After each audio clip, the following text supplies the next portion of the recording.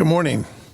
Welcome to this virtual Triad Symposium titled Second to None, Working Together to Modernize America's Nuclear Deterrent. I'm Peter Husey. I'm Director of Strategic Deterrence Studies at the Mitchell Institute for Aerospace Studies and President and CEO of my own consulting company, Geostrategic Analysis. And as many of you know, over the past near 4 decades, I have hosted a seminar series on Capitol Hill focusing on key national security issues, particularly nuclear deterrence, missile defense, space, and this year, for the first time, NNSA. I'm speaking to you from Bossier City, Louisiana, adjacent to Barksville Air Force Base, the home of Air Force Global Strike Command. And I want to particularly thank the great people from the Cyber Innovation Center and Louisiana Tech Research Institute for joining the Mitchell Institute to do this symposium. And this is the 20th biannual Triad Conference I've worked on since September 2012. We host Triad-related communities around the country. All are on or near a military base with significant nuclear responsibility, with participation and partnership with a base commander and local officials. We have done these conferences in Minot, North Dakota, Kings Bay, Georgia, Kitsap Bangor, Washington, Hill Air Force Base in Utah, and Crane, Indiana. And this is the first one we have done at the home of the Air Force Global Strike Command. These events are designed to inform the professional nuclear community about the current state of the nuclear enterprise, current nuclear policy issues, what our adversaries are doing, arms control developments, industry contributions, and technology development, and the views of various members of Congress. I would like to thank our supporting sponsors, BAE and Boeing, General Dynamics Electric Boat, General Dynamics Mission Systems, Integrated ICBM Support Services, Lockheed Martin, Northrop Grumman, and Systems Planning and Analysis. These have been our consistent partners for these events over the last decade, and we could not put these symposiums on without them. Before turning over to Craig Spahn from the Cyber Innovation Center and Warren Ward from Louisiana Tech Research Institute, I want to flag for everyone a book titled Guide to Nuclear Deterrence in the Age of Great Power Competition, which has just been published by the Louisiana Tech Research Institute.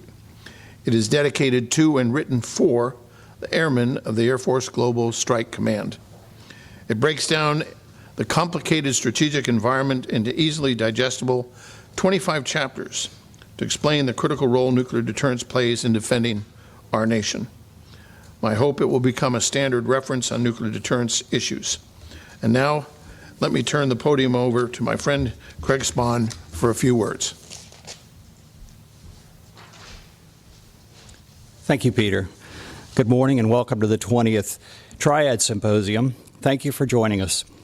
The Cyber Innovation Center is pleased to serve as a host for this very important event that serves to advance the nuclear enterprise in its crucial role in defense of our country. For our part, the CIC's mission is to create a knowledge-based workforce and diversify the region's economic base by promoting research, education, and technological innovation, and fostering collaborative and strategic alliances between governmental agencies, private industry, and academic institutions. In our partnership intermediary agreement with Air Force Global Strike Command, we work together with the command to rapidly create solutions that directly benefit the warfighter and aid in revitalizing the Air Force nuclear enterprise. An essential part of our effort is the StrikeWorks Innovation Hub located in the Cyber Innovation Center, where we connect people and resources across government, industry, academia to solve Air Force Global Strike Command's most challenging problems. I'd like to hand off to my friend Warren Ward to tell you a little bit about LTRI. Warren?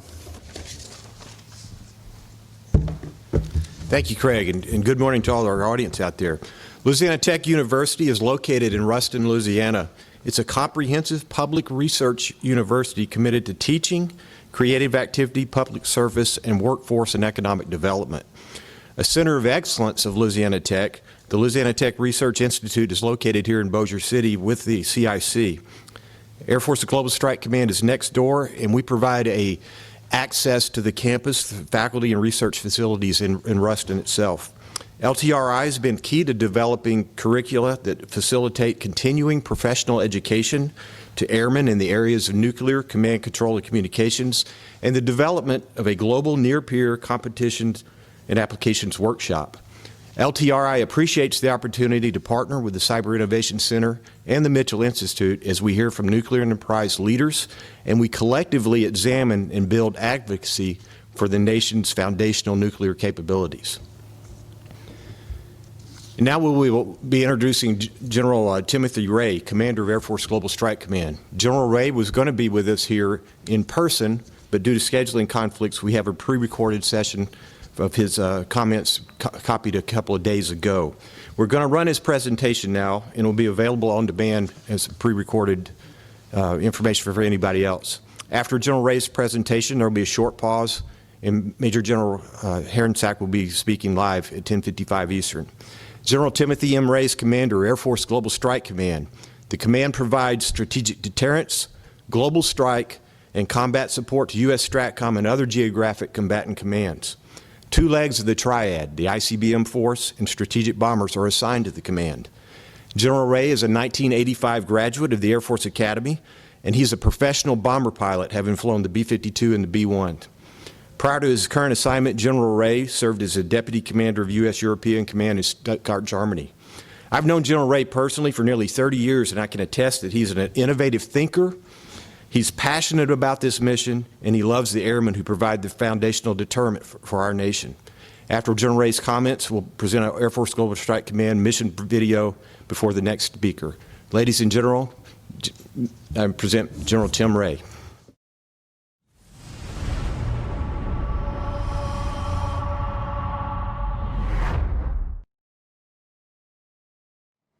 All right, thank you, Peter. I just want to say thanks to you for your great advocacy over the years. You've been a great teammate to us in the nuclear enterprise. I can't say thanks enough to you for all the things you've done for us. I do want to take a chance here as well to thank the Mitchell Institute. I want to say thanks to the Cyber Innovation Center and to Louisiana Tech Research Institute, all three great partners of this command, and I certainly appreciate taking the time to host this symposium. I'm happy to have this chance to talk about deterrence in the triad, and you know, I would be clear here. I'd like to take the opportunity that if I was doing this 2 years ago, I would probably say it's good to talk about the triad and deterrence, even in the current world situation. Now in 2020, I will tell you, I say, especially in this current world situation. I believe it's incredibly important.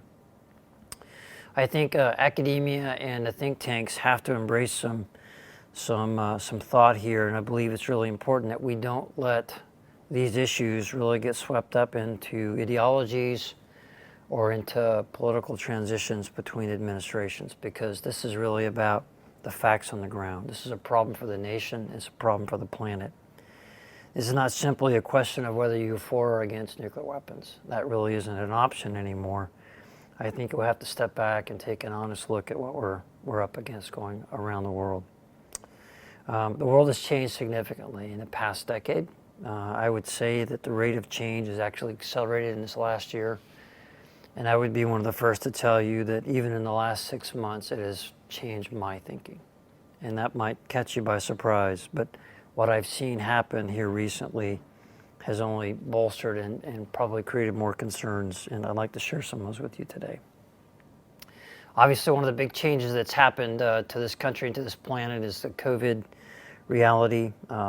Otherwise, I would be with you in person. I'm learning to speak to cameras and a few number of people or to do Zoom sessions, but nonetheless, we're operating in this environment in a different way. But I think when you consider the global pandemic, I think it's a really good opportunity to talk about the concept and the context that we need to operate in. Because if you really think about the mission that we have in Global Strike Command, we really don't get a choice of picking the conditions. You expect us to conduct this mission under all conditions, and certainly a global pandemic is one of them. And I think at the heart and soul of that is an important word. I've said a few times before, when we consider the National Defense Strategy, the three words in there are compete, deter, win. And I've said, and I firmly believe to this day, that the most important of those three is really compete. You'd be inclined to think win, you'd be inclined to think deter, but I believe compete has to be the way we approach this. Let me just talk a little bit more about how we in this command have embraced that competitive mindset and why I think it's so important. Under COVID, we were anticipatory in what was going to happen because we knew the importance of our mission. And I'm here to tell you that our command hasn't just, muddled through. It's actually thrived. It's done some things that are just tremendous. Our bomber task forces continue to operate around the globe. I have direct feedback from our partners and allies, certainly our air component commanders and combatant commanders from around the planet, and the pivotal example that it's given all of us to reflect upon for dynamic force employment. The Secretary of Defense recently made some comments about how he saw this as the embodiment of dynamic force employment, and he underscored what we've passed along is that we've actually built readiness. Let me just say this here now, is that our bomber crews are now more ready today than they've ever been in the history of Global Strike Command, not just from the beginning of COVID, but from the beginning of this command. Our ICBMs have been just stalwarts in this whole endeavor, 24/7, just tremendous work by the team. They've never faltered. They have mastered disciplined self-isolation. They've done just brilliant work. I could not be more pleased with how they've operated under some difficult weather conditions and certainly under some difficult local conditions. We've kept our glory trips and our testing regime intact to keep that viable fleet in the field. Our modernization programs have gone just swimmingly. We've met our milestone B on time for the GBSD. That caught a lot of people by surprise, and even some more of the more minor upgrades to some of our platforms like the B1, those are done on time. And we give a tremendous amount of credit here and now to our teammates in material command and certainly in the acquisition community. We launched more formally our striker culture effort, and I think while we've done the thinking well over a year ago about what it took to go build this culture, COVID simply cemented that reality, and we're off and running with what we think is a very powerful shift in our culture. We've been able to lead more effectively, authentically, more collaboration both inside the command and outside the command. Innovation has flourished, and we're better connected by the airmen to the organization, the installation, and to the communities in a very significant way. We've held a women's leadership symposium. While virtual, it was very effective, and it had a lot of great feedback and participation throughout DoD. We launched StrikeWorks, which is our storefront to go run our innovation environment, and we've already seen some tremendous feedback already. We've really championed a big improvement in our quality of life, quality and mission effort. I'm proud to say that we are the vanguard for what we would call Services 2.0 for the Air Force Services Center, and what we've done with apps, with esports, with a lot of different things that are just really helpful. We've expanded the Wi-Fi capacity out in the field. Telehealth is the norm. We've mastered, I think, this idea of onboarding, because when you onboard new people in a COVID environment, you really have to be connected, and I'm very pleased with how we've done that. There's a host of things that I'm just proud to say we didn't slow down. We actually accelerated when we were in COVID. And at the heart of all of this, and if you want to talk about deterrence, you want to talk about competing, it is essentially about people. First and foremost, it is about people. And ladies and gentlemen, we have the Strikers are an amazing group of folks. And I'm so proud of them. Officer, enlisted, the civilian, all came together to get a job done.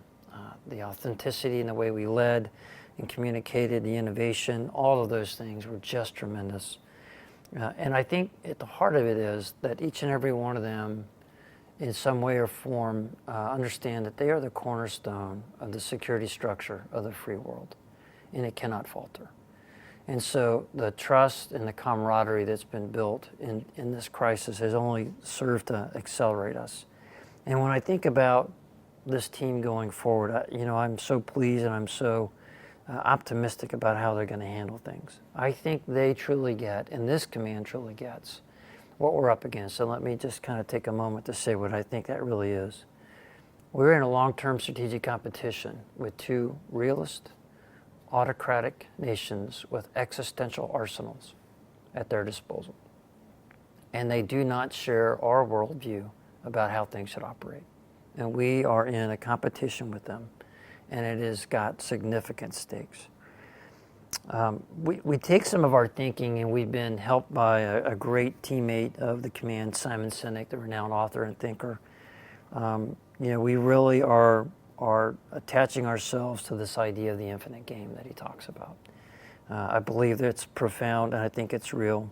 Let me just spend a second to give you an example of what that really means. He talks about finite games and infinite games. Finite games, a greatest example, of course, would be baseball, right? Where there's a given number of innings, outs, there's rules, there's only two teams on the field. Everybody understands what happens when the game is over. It's over, people walk away. There's no new players in the game. There's no changing agendas. There's no shift. It's a baseball game. With an infinite game, unlike a finite game, there are known and unknown players. They come and go from this particular competition with different equities, different rules. There's no defined end state. One of the points he makes is that you don't win in global politics. You don't win in business. Global politics continues. Business continues. And if you don't adapt yourself to be part of that, then you just stop playing the game and others continue to play it. A finite player tries to beat the competitors until they either run out of resources, time, or will. You can make the case that in the Cold War, our adversaries ran out of resources.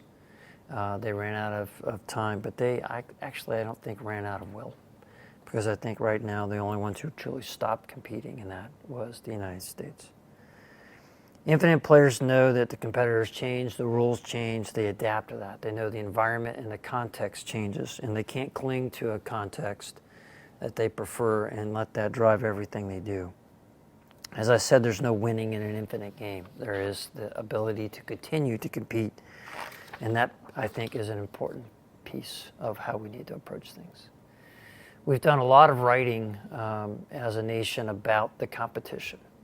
Right, and I believe it's really important to step back as we think about the national security strategy. We talk about the national defense strategy. We talk about the nuclear posture review. We talk about the national military strategy. They all highlight the strategic competition. And what I would really encourage us all to embrace is this is an infinite game competition, not a finite game. And the stakes actually in this game are existential.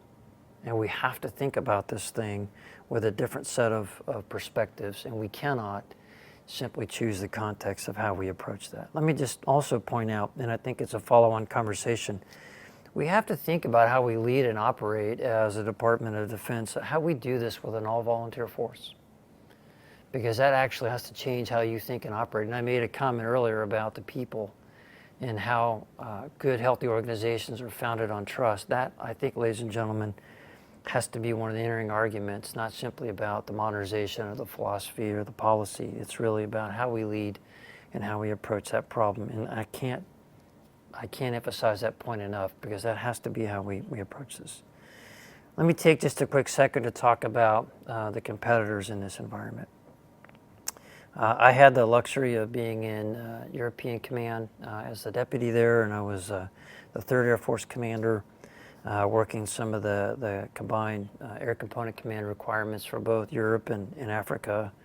I had a great exposure. I could see firsthand the competitive domain unfolding around us. I came in just over a year after the Crimea events with Russia, but you could see firsthand the coercion, the information campaigns, the corruption, certainly the threats, and all those challenges. And it was very real to me. And when you talk to our partners and allies, they all clearly understood what was happening there.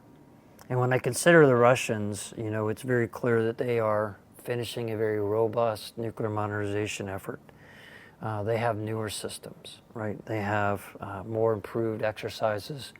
They're larger, they're more complex, they're more snap to go give them the readiness. There are veiled nuclear threats to the NATO teammates, and certainly when I consider all the things that they have in their nuclear arsenal, the number of things that now fall outside of arms control agreements, it's very troubling. We're only a small part, a fraction of their arsenal falls within an agreement where most of our arsenal falls inside that agreement. That's a pretty tenuous position. And certainly how that is viewed in the minds of our partners and allies, even if it's not a very public conversation, I think if they're candid in person, they'll tell you of their real concerns. Probably the most disconcerting development in all of this, of course, is China. A full spectrum challenge to all of us. Their military expansion, the state-run institutions. This is not my comment, not my term, but I do echo it. I do believe the One Belt, One Road approach is really just 21st century colonialism, and certainly how they behave around the planet. So when we consider our partners and allies, as we watch certainly the recent language from NATO, they have to contend now with the Chinese reality, and I think that's an important acknowledgement. They've unabashedly stolen from us as the United States. They just don't have the same regards for intellectual property. Naturally, it's the kind of thing you do to compete. I think it's really estimated that the IP theft accounts for about $600 billion annually in losses to the United States. Well, that's non-trivial. They're in our academic systems, right? So when we think about the 1 million, foreign nationals that are in our academic institutions, which I think is a great thing, a third of them are from China. And that's non-trivial, where a decade ago, only about 81,000 of them were Chinese. It's a clear assessment from our intel community that the Chinese are exploiting our open society in many, many ways. And there's a handful of business people that I know will be very candid with me about the challenges that they face, not simply from a business standpoint, but from a legal standpoint, from the Chinese involvement in our country. Their theory of victory is very different. And I think you have to embrace that reality of how they approach it. They do, I think, understand the total competitive nature of conflict going forward. It's more than just a collection of capabilities. I think we've taught them pretty well. They've paid very close attention to us. In fact, their writing does reinforce that particular point. It's really not about how many weapons you have, right? It's really about how these systems compete and how you leverage advantages against vulnerabilities, and how they get that particular position in the strategic environment. My position in the past is that they're actually playing chess, not checkers. And I think that when you consider conflict with them, you now have to embrace the reality that we've never fought a nuclear armed adversary, and we've chosen every conflict to start every conflict since Korea on our own terms. So when we think about competition with China, particularly in the Pacific, we have to inform that by the fact that they are a nuclear armed adversary, that they have multi-domain threats, and that they understand the full nature of the competitive space. I think it's also disconcerting to those who watch China is the pace that they're keeping. As I said, they're an autocratic nation, and they don't have to ask anybody. They don't have to deal with media or what the citizens of China think. They simply do what they think they need to do. And I think at the end of the day, we have to, and this is probably one of the most profound realities that we all have to come to grips with. And one of the things that I alluded to earlier in my opening remarks is that I believe firmly that the Chinese have departed from a minimalist nuclear deterrent approach. Going into 2020, I believe that that's where they were going to operate, and I believe that we had latitude to operate with that as a contextual reality. You've heard some of our senior leaders say publicly that the Chinese will at least double their nuclear arsenal by the end of the decade. Most people glean the double as the most important word in that conversation. I will tell you the most important words are at least. If I can emphasize one key point, it is the at least reality. And so when we consider now that we have a Russian competitor where only a portion of their arsenal is fully modernized and covered by a treaty, we have a Chinese competitor where none of their arsenal is covered by a treaty, and certainly their ambition to match us as a nuclear near peer in the future, we have to reconcile that contextual reality very differently than we've done. We don't have the luxury of picking our context, and I think that's really important. When I come back to where academia and the think tanks really embrace this, it's not about whether that's going to happen. It's the fact that it has. It's happening, and then how do we deal with it? We need the brightest minds in America to reconcile that particular reality. I firmly believe we're at that spot now when you consider the real facts in front of us. The burden of proof on whether or not we need to modernize our triad in light of the Chinese, that's not on me anymore. That's actually on the burden of proof really rests on those who think we can do something differently in light of all those contextual realities. And as I said again, you don't get to pick your context. That context is now unequivocally given to us, and we have to think accordingly. We are embracing the competitive mindset. I've given you some examples, but let me just say, if these things are real and they're true, and I do believe they are, then we do need to have a different approach to how we do business. We need more advanced thinking on what it means to be truly competitive. Certainly the entire system needs to think about this.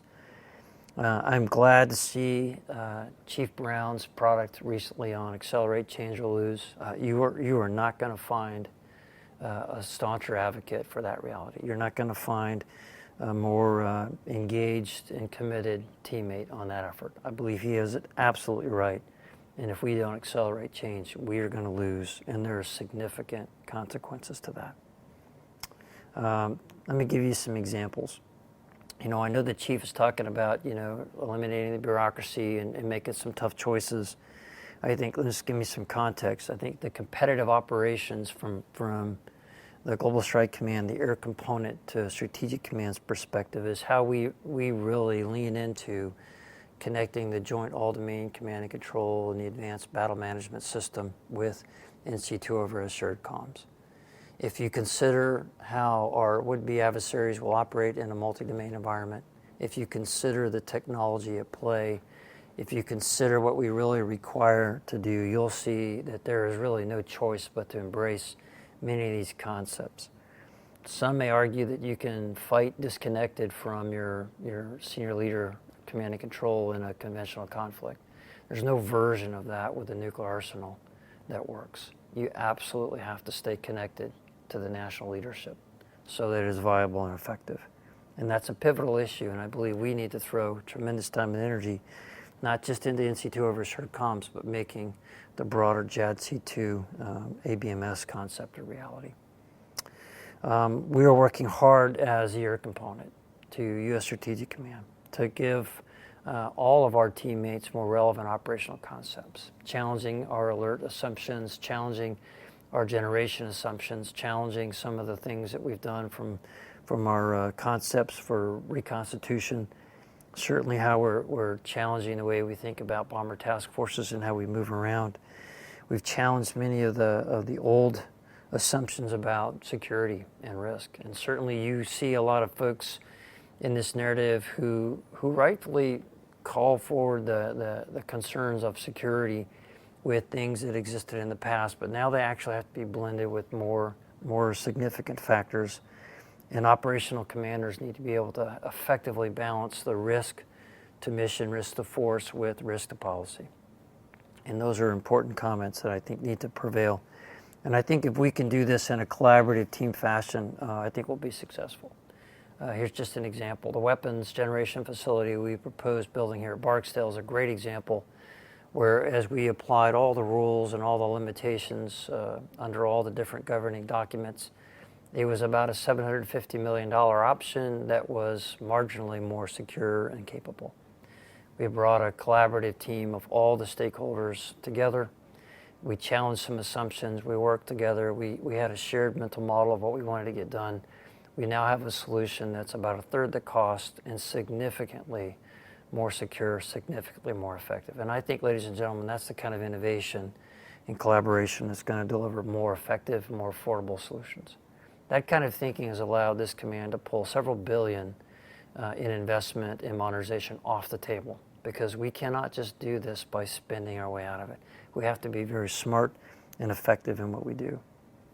Our bomber task forces have been superb, and folks, you're seeing version 1.0. We're on our way to a much more effective capability. You've seen some of the work we've done with the external carriage of cruise missiles on the B-1. That's just the harbinger of things we're going to do with cruise missiles for all of our bombers, and certainly the ability to bring in hypersonics and then to combine that with more agile bomber task forces. We think that that is an important contribution to our partners and allies and to each of the theaters. We've seen tremendous support of our bomber task forces with our partners and allies. We were able to fly over every NATO country in one of our previous exercises. In my conversation with General Todd Walters, the SACEUR, he is deeply appreciative and said it has had a tremendous impact on that alliance and a very strong signal. And I know for a fact that it's driving our Russian competitors crazy. And I'm all for that when it's appropriate. I believe as well in the innovation from industry, right? So we have a few things that we're bringing on, a little more mainstream, big projects for innovation where we're having pitches on things like how we do some of our command and control and alerting. And I've seen some very promising results. We have some local partners. I can always follow up later, but it's a collection of great ideas at the grassroots level of our airmen who are looking for smarter ways to optimize how they're doing things. And we've created that ecosystem for them to be able to thrive. But we're also systematically, as a command, looking for those gaps and seams that we know aren't going to deliver in time and finding really smart ways to get after some of those things. So I'm really pleased with how that's coming together. Certainly our acquisition process and how we've done things. I can't say enough about our acquisition teammates and our material command teammates. The list of things we've been able to accomplish as a team this year by itself would be eye-watering if you cut it in half. The fact that we did all that we did is superb, and the fact that we did it all under COVID is it's breathtaking, and it's phenomenal. Our approach to acquisition for our major programs, the GBSD, the B-21, the helicopter, the cruise missile, and on modular designs, owning the tech baseline, mature technologies, open structures for us to go and really effectively and rapidly modify. That has allowed us to keep our requirements incredibly stable and to field on time. And certainly when you back up some of these with the digital engineering and some of the agile software development that I would call now the Defense Department standard, you can now see where the models that begin to talk about costing, they no longer actually are accurate. So some of the numbers you're seeing being reported on the GBSD publicly, they reflect an old structure and old models. And even those who have run them will acknowledge that there is some significant slippage in how they estimate because they've never seen anything this effective before. And so I think at the end of the day, as time goes on, we'll prove out that this is a much more effective and affordable and intelligent way to approach things. Hypersonics, I've talked about that. I am absolutely committed to bringing hypersonic weapons to our long-range strike platforms. It's got to be elemental to how we operate in the future, and it's one of those things I believe that the entire Department of Defense acknowledges, and I believe our would-be adversaries are very intimidated by. Let's see, for our B-21 phenomenal system, and when you consider the Advanced Battle Management System and JADC2, these things are one and the same for the B-21 and our ability to do remarkable things. Let me just say right here and now, the B-21 is not simply an advanced version of the B-2. It's fundamentally different, and it has a significant implication to how we modernize and compete in the future. We've been able to accelerate the LRSO, the new cruise missile, the long-range stand-off missile. We can shorten the milestone B decision, and what we're looking for is the help from Congress, not just to be on time, but to actually accelerate an entire year, and I'm pretty pleased with where that's going. I believe you have to have a competitive triad, not simply because of how you've acquired it, because you do need to adapt those capabilities and attributes to it that keep it modernized and keep it relevant to deal with what's really an anti-access area denial type of approach by our adversaries. Things have to remain survivable or they don't deter. And there's not really a version of bringing the old systems that we have now into the 2020 timeframe and beyond, and believe that we can sustain that survivability and that effectiveness. So I've talked about a lot of these things here just kind of in its one positive context, and I know that since we are not able to be there in person and I would field questions, let me hit a shot group, I think, of some points that might answer a lot of questions. And so I'm just going to call this busting the myths, right? Because I think a lot of people can come up with a number of questions that would really fall squarely into some of these myths. The context of the American Triad lives in the context of a now fully declared Chinese Triad. The Chinese have said publicly they have a Triad, and I've talked about the arc of that. A fully modernized Russian Triad, and it absolutely lives in the minds of our partners and allies. There is an incredibly important extended deterrence dimension to this, right? So as our teammates in Europe and in the Pacific think through their future, their ability to reflect upon the extended deterrence provided to them by the American Triad is an important part of their strategic calculus. We can't on our own, just in isolation or unilaterally, change that equation and be responsible partners and allies. Because there's many things that we talk about for attributes, but the visible dimension of a triad, an element of it that would be committed to a regional concern, has to be a visible and obvious thing that we can remind our partners and allies, and certainly our would-be adversaries, that it's there. So if we're really serious about counterproliferation, we need to be serious about a modern U.S. triad. I think when we talk about where we're going, I believe Simon Sinek talked about three tensions. He'll call it Cold War 2.0, but the tensions that he said were out there, it began, if you think through the Cold War with the Soviet Union, there was an economic tension, and that's, I think, beyond debate. There's an ideological tension that played out, time and again all over the planet with proxies and other conflicts.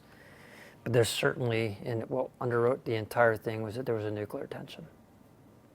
I contend now that you have an ideological tension with the Chinese. I don't believe the American people were fans of what happened in Hong Kong. And certainly any autocratic regime can change policy overnight and be an unpredictable player. I believe clearly there is an economic tension that's at play.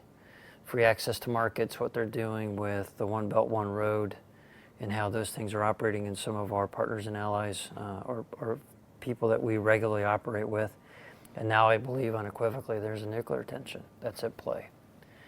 So when we think about all those realities, we can't just pick our own context. We have to embrace that reality.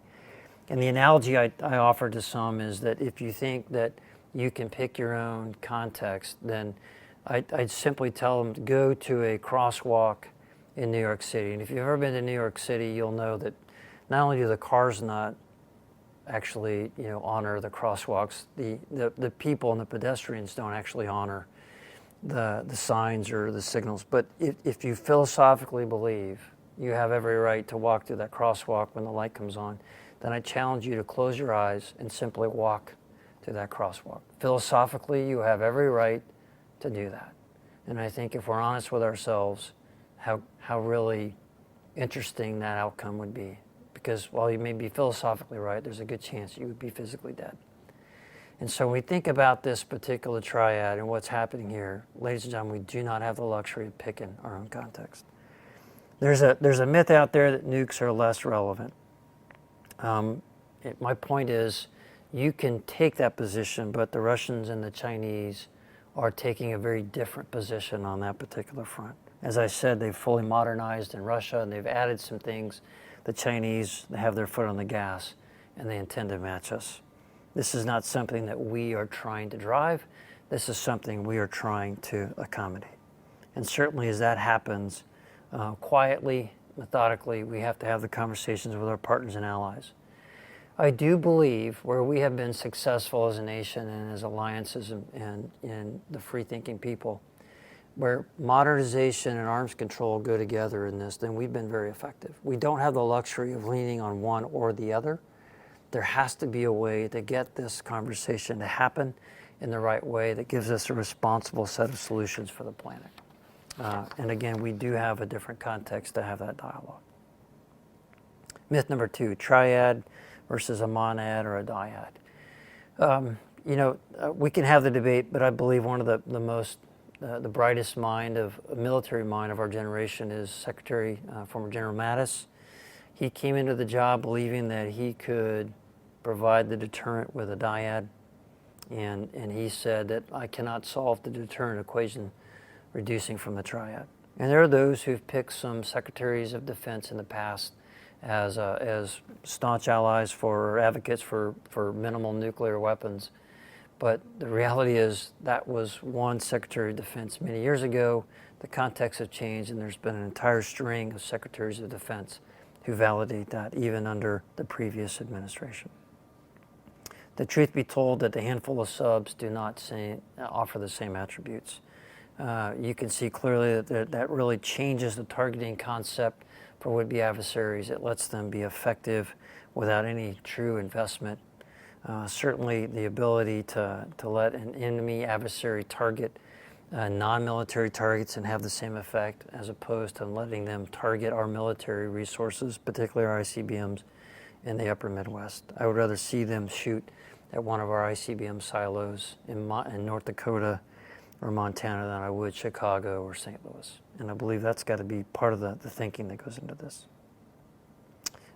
Truth be told, I said that this is a context that absolutely lives in the context of a modernized Russian triad and a complete Chinese triad, and it has to happen in that way. The third one is unauthorized launch. I struggle with this one, and for those of you who truly understand the process, I'm just going to say it, and I don't want to be crass about it, but this is actually laughable when you truly understand this is not Hollywood. While that may make for an interesting theme for a Hollywood movie, a suspense, maybe a James Bond movie or something like that, it's not reality. And if you truly understand the professionals that are on the watch every single day, and you know how they operate, you know procedurally and physically how impossible this is, you should sleep well at night knowing that we are not on some hair trigger, and that there's not some unauthorized launch reality that's in play here. Nuclear modernization is an arms race. I really struggle with this comment. I am confused by it, actually, when I consider the fact that all the things that I've just said about the Russians and the Chinese, all we are talking about here in DoD is replacing the systems, replacing the outcome with the long-range strike standoff weapon, replacing the B-20, the B-2, and the B-61 with newer versions of the B-21 and the B-61. We're talking about replacing the Minuteman III with the GBSD, right? And so at the end of the day, this is not an increase in capability. It's ensuring that the cornerstone of the security structure of the free world remains viable and effective and affordable. And so at the end of the day, the arms race really, if it's going on somewhere else. It's not with us. I hear the comment too that modernization will cost too much. Back in the 60s, it was 17% of the DoD budget. When we go into the Reagan buildup, it was 10%. And right now it's, we estimate that it's 6.4%. So it's actually going down in terms of what it requires. And I don't believe that we've actually baked in the modernization effectiveness or the sustainability. Let me just give you one example. When I consider the GBSD, we're talking about a 2/3 reduction in the number of times I have to run a convoy. I'm talking about a 2/3 reduction in the number of times I have to penetrate a site. I'm talking about the ability to rapidly add new capabilities or to keep things modernized. And there's great opportunities with a modular system now where we can then team with the Navy to do things collectively in a very effective way. So at the end of the day, it's not that it's going to cost too much. And I do believe it is the cornerstone of the security structure of the free world, and you have to continue with this particular effort. If you do consider the price tag of keeping an older fleet in the ground, and when you reconcile the threats and the challenges, you would be taken aback by the price tag of what it would take to modify and to change these systems to be the effective ones that we need.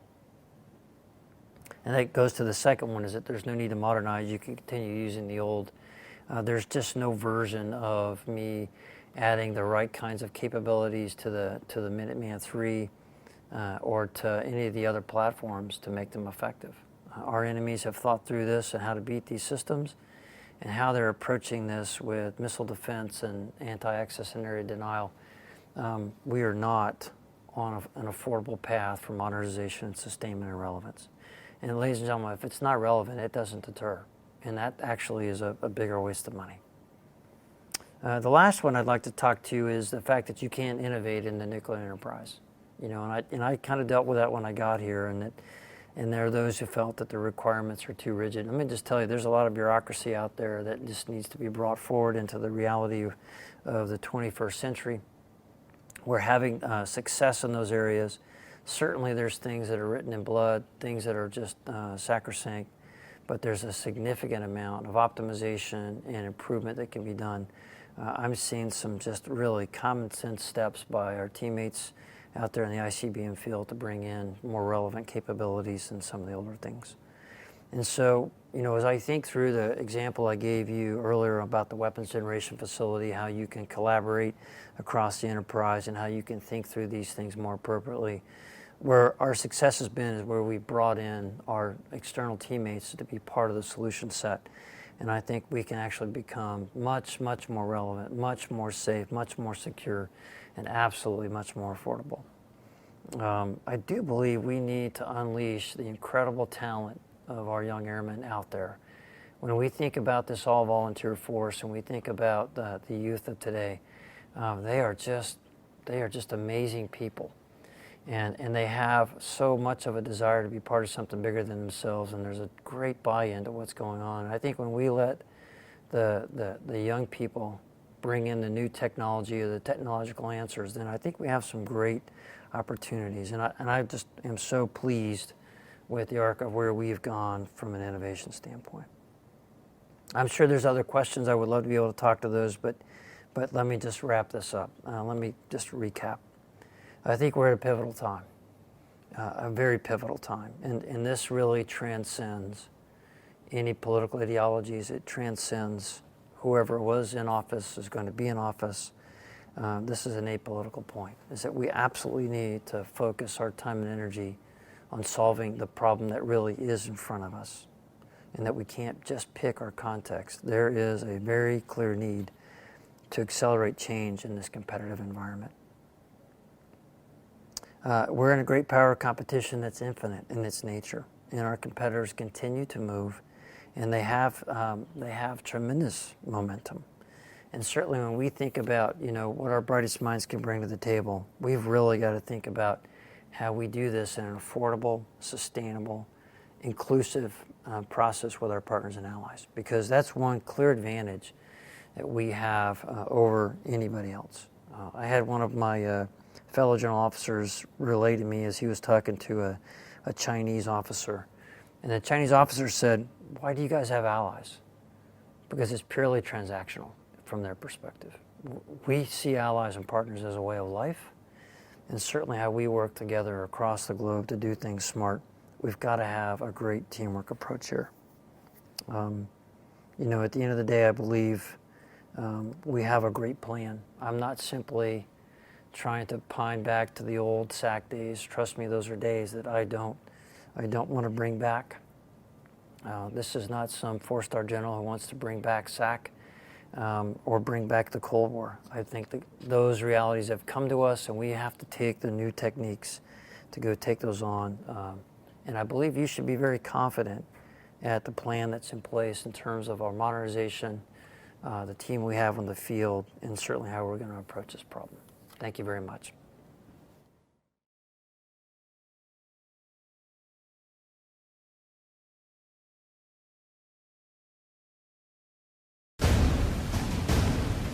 A short time ago, an American airplane dropped one bomb on Hiroshima and destroyed its usefulness to the enemy. That bomb has... We were the only country to ever use an atomic bomb in war. 30,000 feet, looking down on the city. It took 45 seconds from the time it left the aircraft to detonation. the in-between time, the world that was and the world that would be. The crew counted and waited for a flash of light to change forever the way countries talk to each other. Cold Wars, brinkmanship, trust but verify, deterrence. The Cuban Missile Crisis, Khrushchev, Kim Jong-un. Old allies, new enemies. We tell people back home we work with nuclear weapons, and they want to joke about movies they've seen. Diffusing warheads with seconds to spare. Super villains.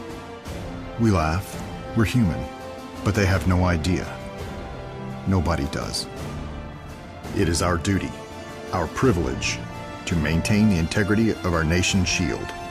We are our nation's shield. We serve in the middle of nowhere, on the edge of history. We serve on the global stage of policy, diplomacy, leverage, and madmen. We're not out here babysitting metal, twiddling thumbs, or flying in circles. We are airmen in the United States Air Force. The world is in constant chaos, so we are on constant alert. We are here to keep the world from boiling over. We work as a team. There can be no weakness. There can be no vulnerability. Never. The world is watching. This is a destructive force so terrifying, its very existence is our weapon. And make no mistake about it, we are here to scare the living hell out of our enemies. Scare them with our power, our resolve, our dedication, our vigilance. We will not be the ones to blink. We are fully aware that should these weapons ever be used, the final page of history is in our hands. You can't live your life within inches of a nuclear weapon and not feel the weight of the world. Our mission is to carry that weight. Theodore Roosevelt said, "Speak softly and carry a big stick." Sticks don't get much bigger than this. Aim high, airmen.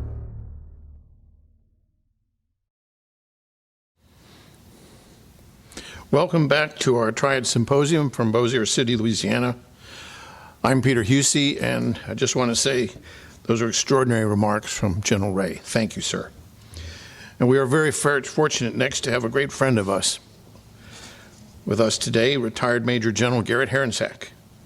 He's been a regular speaker at the Mitchell Institute Capitol Hill Breakfast Series for many years. He is now Vice President for Jacobs Engineering Group in Colorado Springs. He spent 28 years in the Air Force, retiring as a Major General and Commander of the Air Force Recruiting Service. And before his final U.S. Air Force assignment, he was the Air Force Assistant Chief of Staff for Strategic Deterrence and Nuclear Integration. He is a command pilot with more than 3,000 flying hours.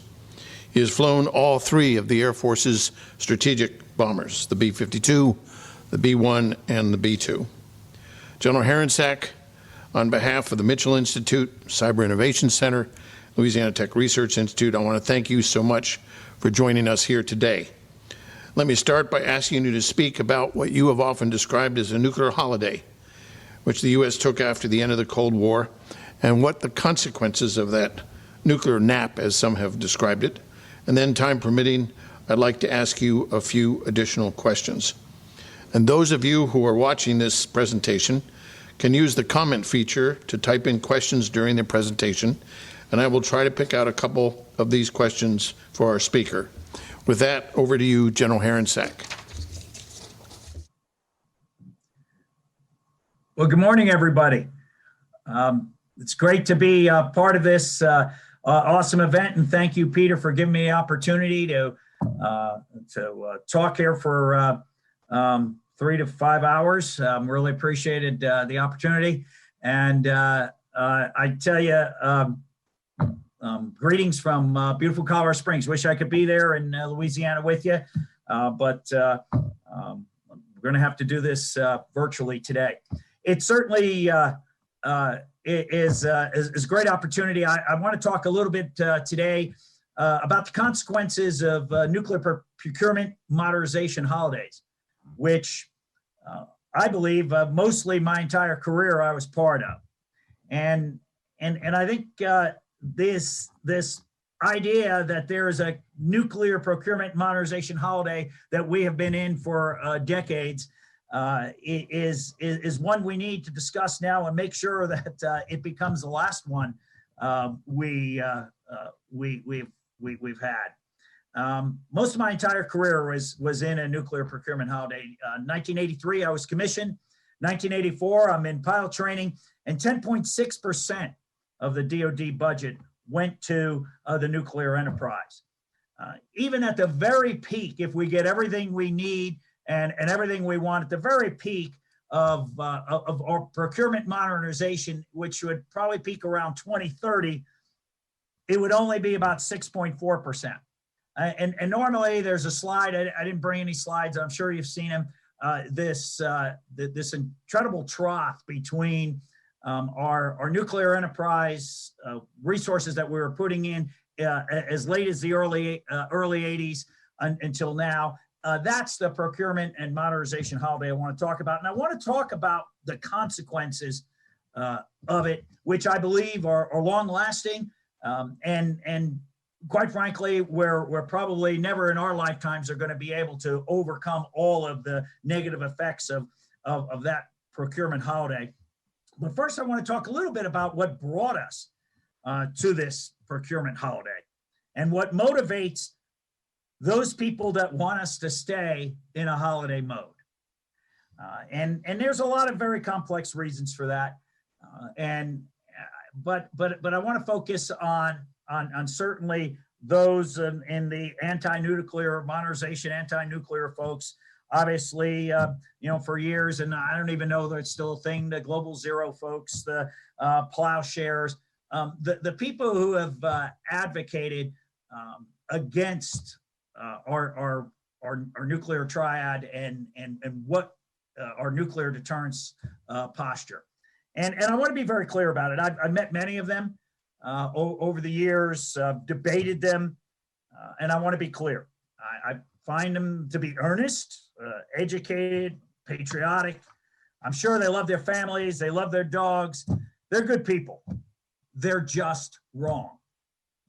And they tend to propagate an emotional argument, and mainly centered around what I call 5 myths. And many of you perhaps have heard me as given a 5 myths talk over the years. And I just want to quickly go over them to set the stage for how we came to this area that where we found ourselves 4 decades in a nuclear procurement and modernization holiday.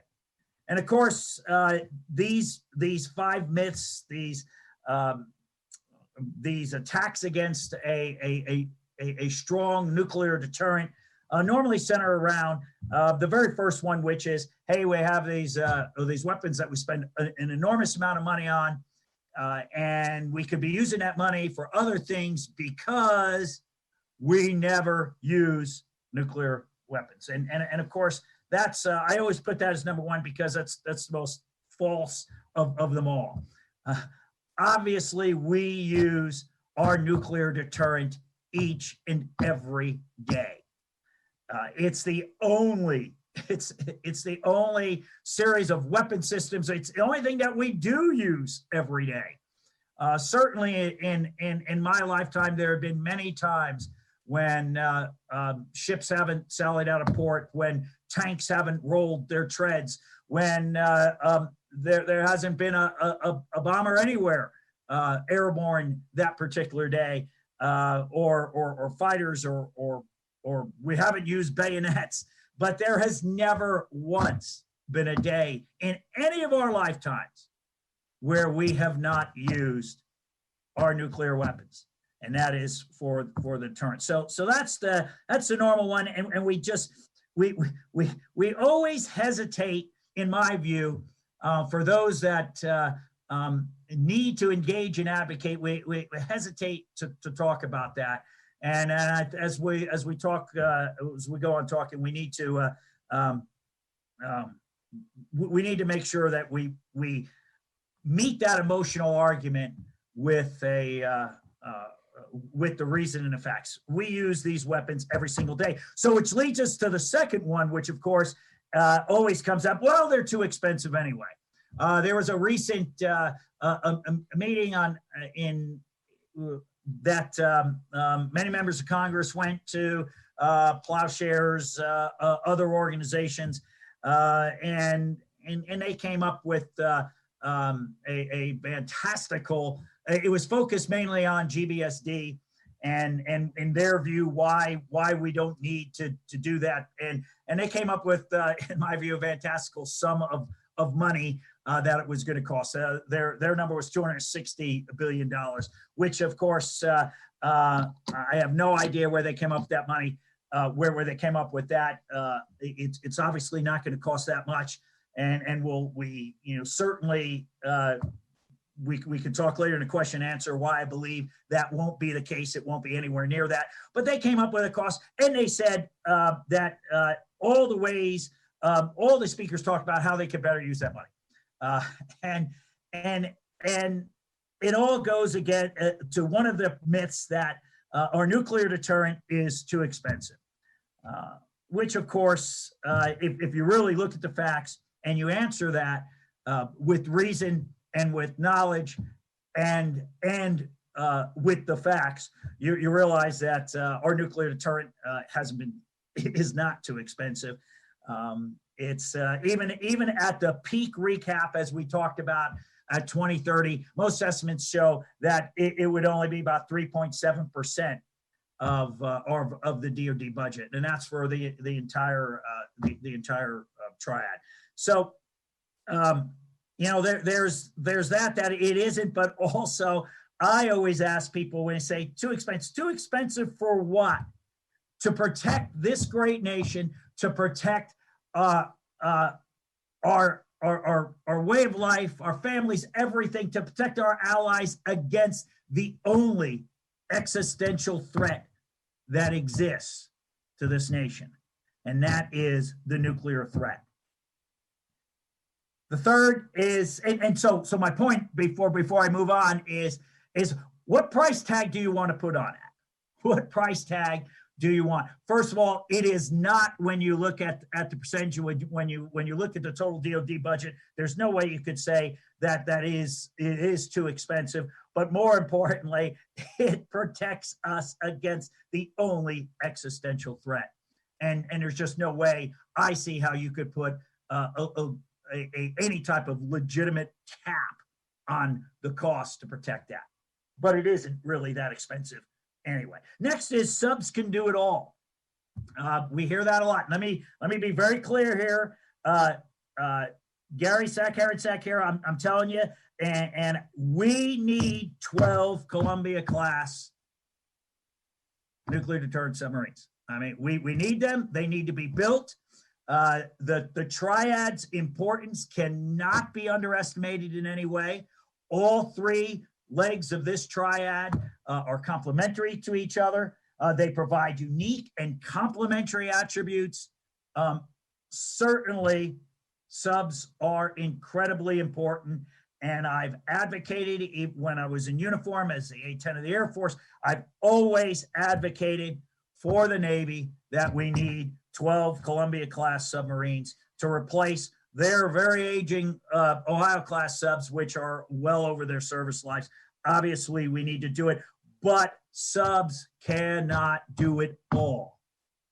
They can't do it all for a host of reasons, but if just the very basic tenets of nuclear deterrence, the ability to show resolve. How do you show resolve with a sub? If you only have subs, should we send out a press release and say, hey, I'm going to show resolve, so everybody turn their satellites to a particular place in the ocean, we'll surface the subs, we'll open the tubes, and they go, there's resolve. How do you do that? Also, how do you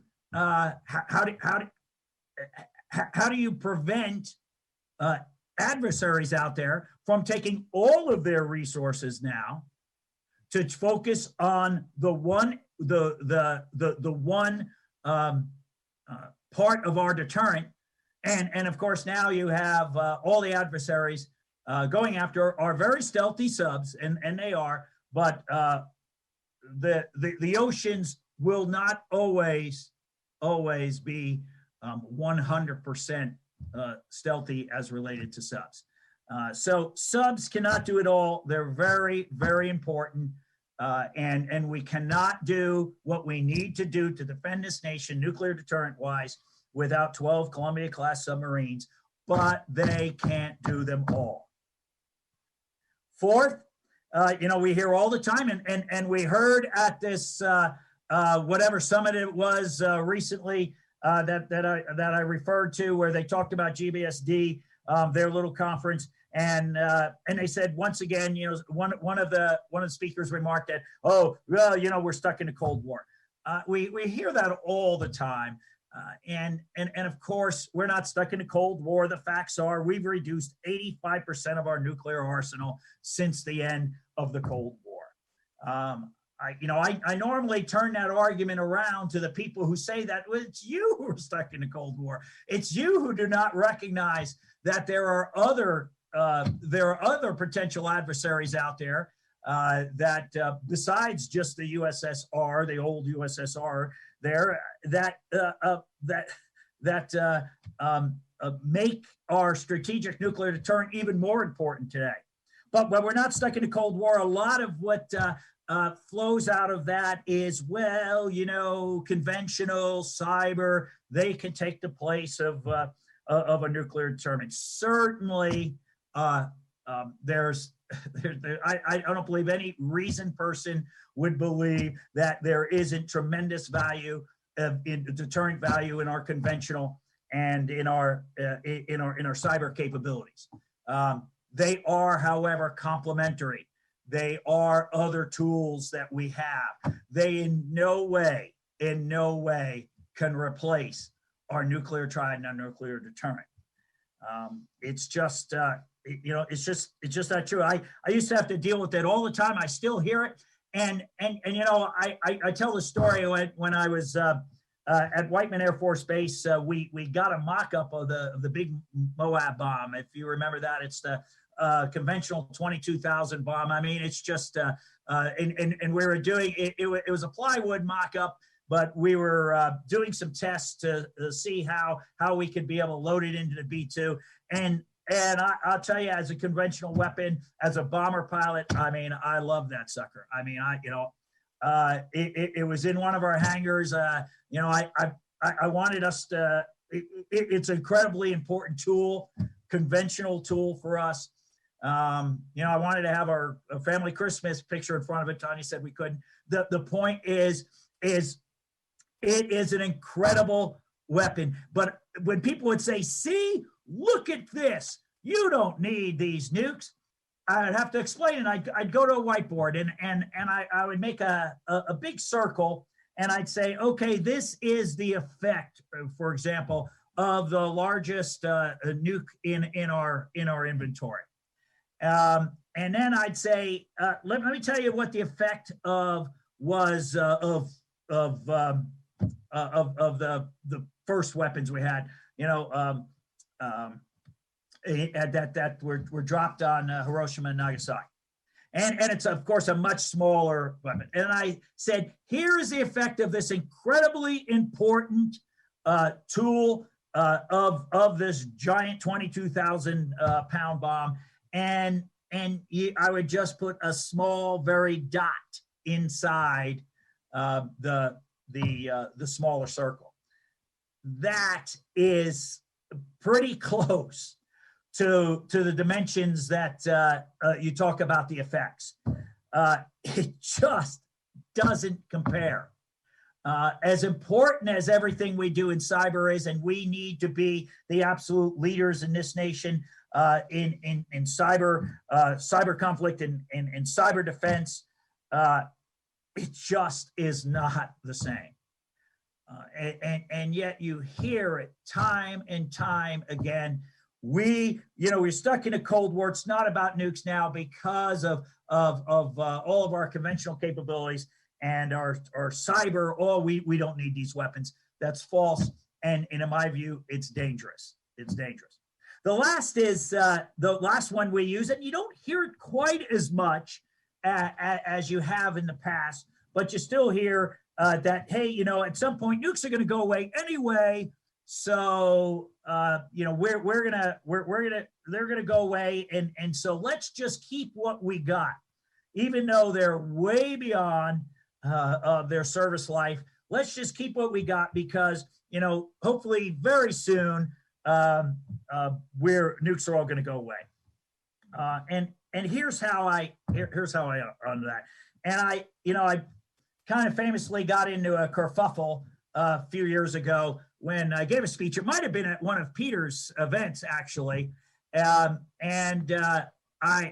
was kind of trying to use a little bit of humor in responding to that. And I said, hey, perhaps I'll be wrong. And somehow we are going to all come together as a world community. And we are going to renounce nuclear weapons voluntarily, and it's going to be verifiable, and everyone's going to be able to get rid of it. And when I'm wrong, I'm going to admit it, and I'm going to throw the biggest party at my house, and we're going to have everybody come over, and we'll have all types of hors d'oeuvres and everything. I just ask that when you're at that party, you don't serve the hors d'oeuvres to my unicorns in my backyard. Lots of people found that not to be funny. I thought it was because they said, oh, you're making fun of the people who are working so hard to rid the world of nuclear weapons. Here's the problem with that fantastical, although highly wonderful idea that we rid the world of. Here's what would have to happen. In my view, there must be then a fundamental change in human nature, voluntarily, for the good of others and everyone would have to renounce a weapon or tool that gives power. And I simply ask, when in the history of our species has that ever happened? Did we do it with spears? Did we do it with crossbows? Did we do it with battleships? When has it happened? Because the problem with this is that human nature must be changed. We are not wired that way, not in business, not in warfare, not in day-to-day life. It's just, is it something we should aspire to? Certainly. Is it something that has a remote possibility of happening? No, it's just not going to happen. It's possible. It's just nowhere near likely, because what has to change is human nature. And I don't see it. You see these myths that are propagated by those that put us into this nuclear procurement and nuclear modernization holiday. They're emotional arguments, and they're hard to fight an emotional argument. Is anybody that has a family knows, right? I mean, emotional arguments are really, truly hard to fight. But we have to try. We have to engage. We have to advocate. And we have to do it with reason, with knowledge, and with facts. And that's what these types of forums, people always ask, oh, you're doing a triad meeting again. Didn't you guys do that last year? Didn't you? What are you guys going to talk about? Talk about the same thing. No, this is important because it needs to galvanize all of us to engage and advocate with the reason and knowledge and facts to make sure that this nation makes the right decisions when it comes to modernizing our strategic deterrent. And I see there's three main consequences of nuke holidays, and I'll go through these relatively quickly because I think they're self-evident. One is the loss of human capital that has occurred. I used to say as the commander of recruiting service, I had the most important job in the world. Why? Because I was responsible for bringing the greatest weapon system this nation has on board. The greatest weapon system we have does not come with a tail number. The greatest weapon system we have does not come with a serial number. It comes with a social security number. It is the people that are going to ensure the ultimate defense and survivability of this great nation for centuries to come. And our nuclear holiday has cost us dearly in human capital. People who should have been working as a career in the nuclear modernization and recapitalization business don't exist. I asked a simple question, when's the last time we did a major nuclear certification of a major weapon system? Of course, it was the B-2. How many of those people that were responsible and did the nuclear certification in the early 90s for the B-2 are still around? Raise your hand if you're still one of those. There may be a few. I guarantee you they are all AARP members. I guarantee you that it's going to be difficult to find the expertise we need. We'll find it. We'll get it done to nuke certify the Columbia class, to nuke certify the GBSD. It is a loss of human capital that is so many times underrepresented, in my view, of the consequences of our nuclear holidays. As we build these, as we hopefully get very much into our nuclear modernization efforts, I will tell you, and I'll tell you now from industry, it's hard finding cleared, experienced people. It's going to be difficult. It's going to cost us companies a lot of money because we're going to have to pay a lot of money. We're going to have to poach each other. It's hard to find all that people. We lost an entire generation of people with the expertise needed for our nuclear modernization. So loss of human capital is very big. Lack of robust technology and innovation, advancements and enhancements.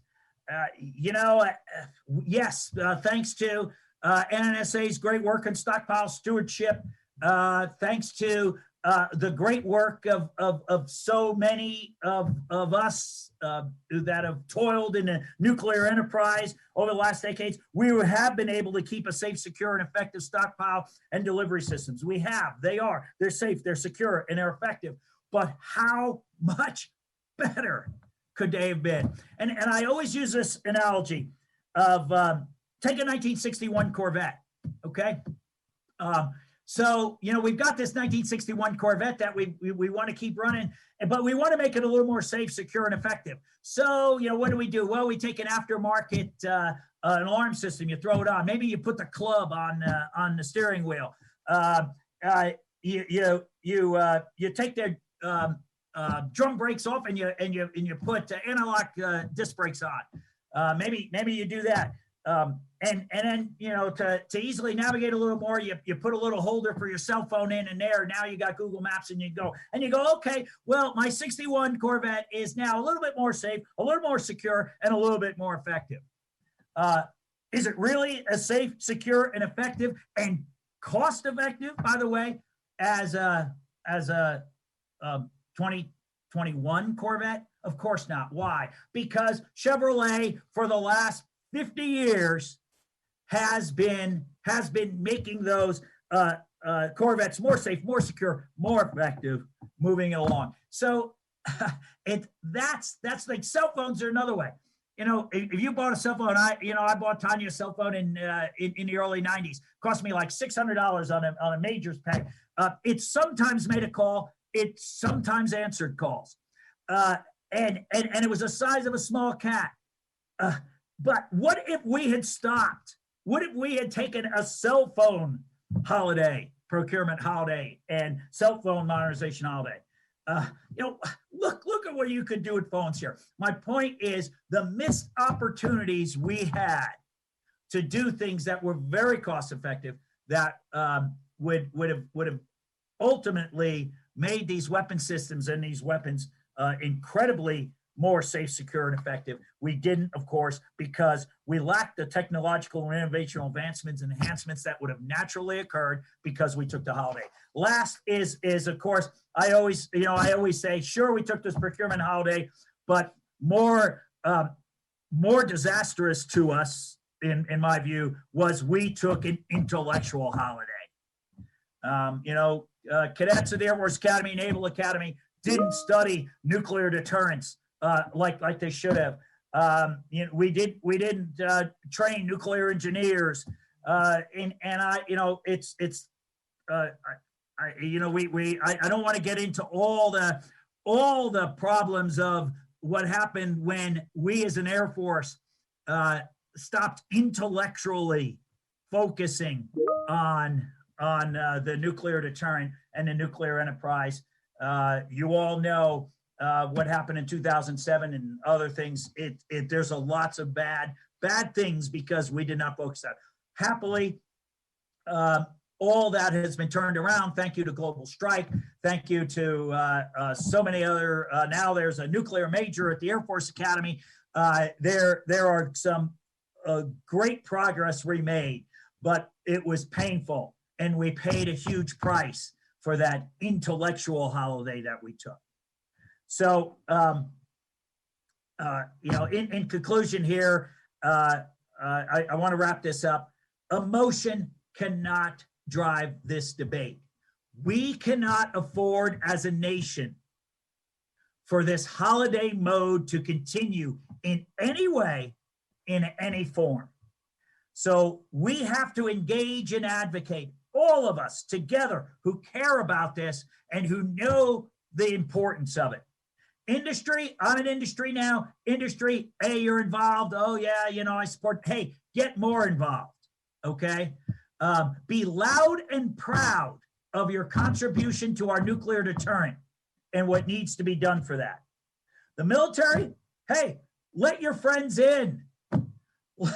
Let industry in. Tell us what you need us to do. Give us the office calls, okay?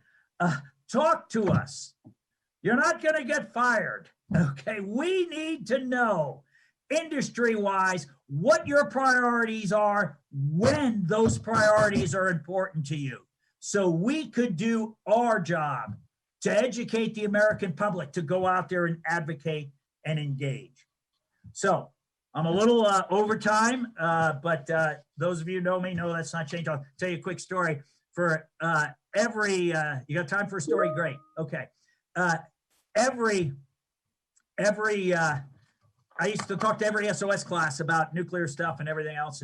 And in SOS, they always give you 45 minutes and then 15 minutes. So you get an hour, no matter who you are. You could be president of the university, you get 45 minutes, 15 minutes. I always went an hour and 15 minutes.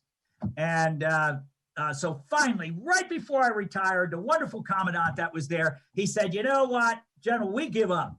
We're giving you an hour and 15 minutes. You're the first speaker ever to get an hour and 15 minutes. That day I went an hour and a half. So it just goes to show, sucks to be you. Don't trust me when it comes to time. So with that, Peter, I send it over to you. And thank you, everybody, for listening to me rant at you. Well, thank you, General Harencak, for that very low-key, modest presentation. It is always great to hear you. I've got a couple questions. The first one is, you first talked about a nuclear holiday, both a procurement holiday and a holiday from thinking about nuclear weapons. You've talked about that in your presentation today. Are we in danger of continuing that holiday today?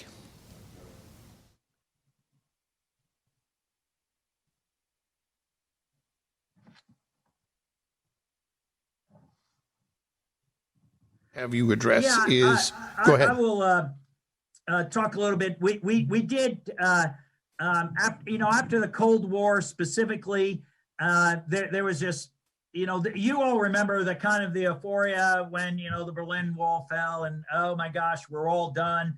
I was I was about to go on alert in B1s, and that we got taken off that week. I was like, oh my gosh, we threw a big party at the alert facility at Dulles Air Force Base. I think you were there, Jeff. It was a great party, and we just had this feeling that we won. It's over. I mean, oh my gosh, it was a great party, right? But that was the feeling. The party's on. We've won. It's over. Obviously, the world didn't quite change in the direction we thought there was. So I believed it too. I believed that we were on a path here that we weren't going to need the nuclear posture, the nuclear deterrence that we did. Obviously, it didn't take long to realize that the world peace didn't break out quite as we expected. I think that the main thing there was we just kind of, especially as military folks, we said, okay, that mission is won. We've destroyed that target. Let's move the pipper on to the next target now and move on. What's the next thing?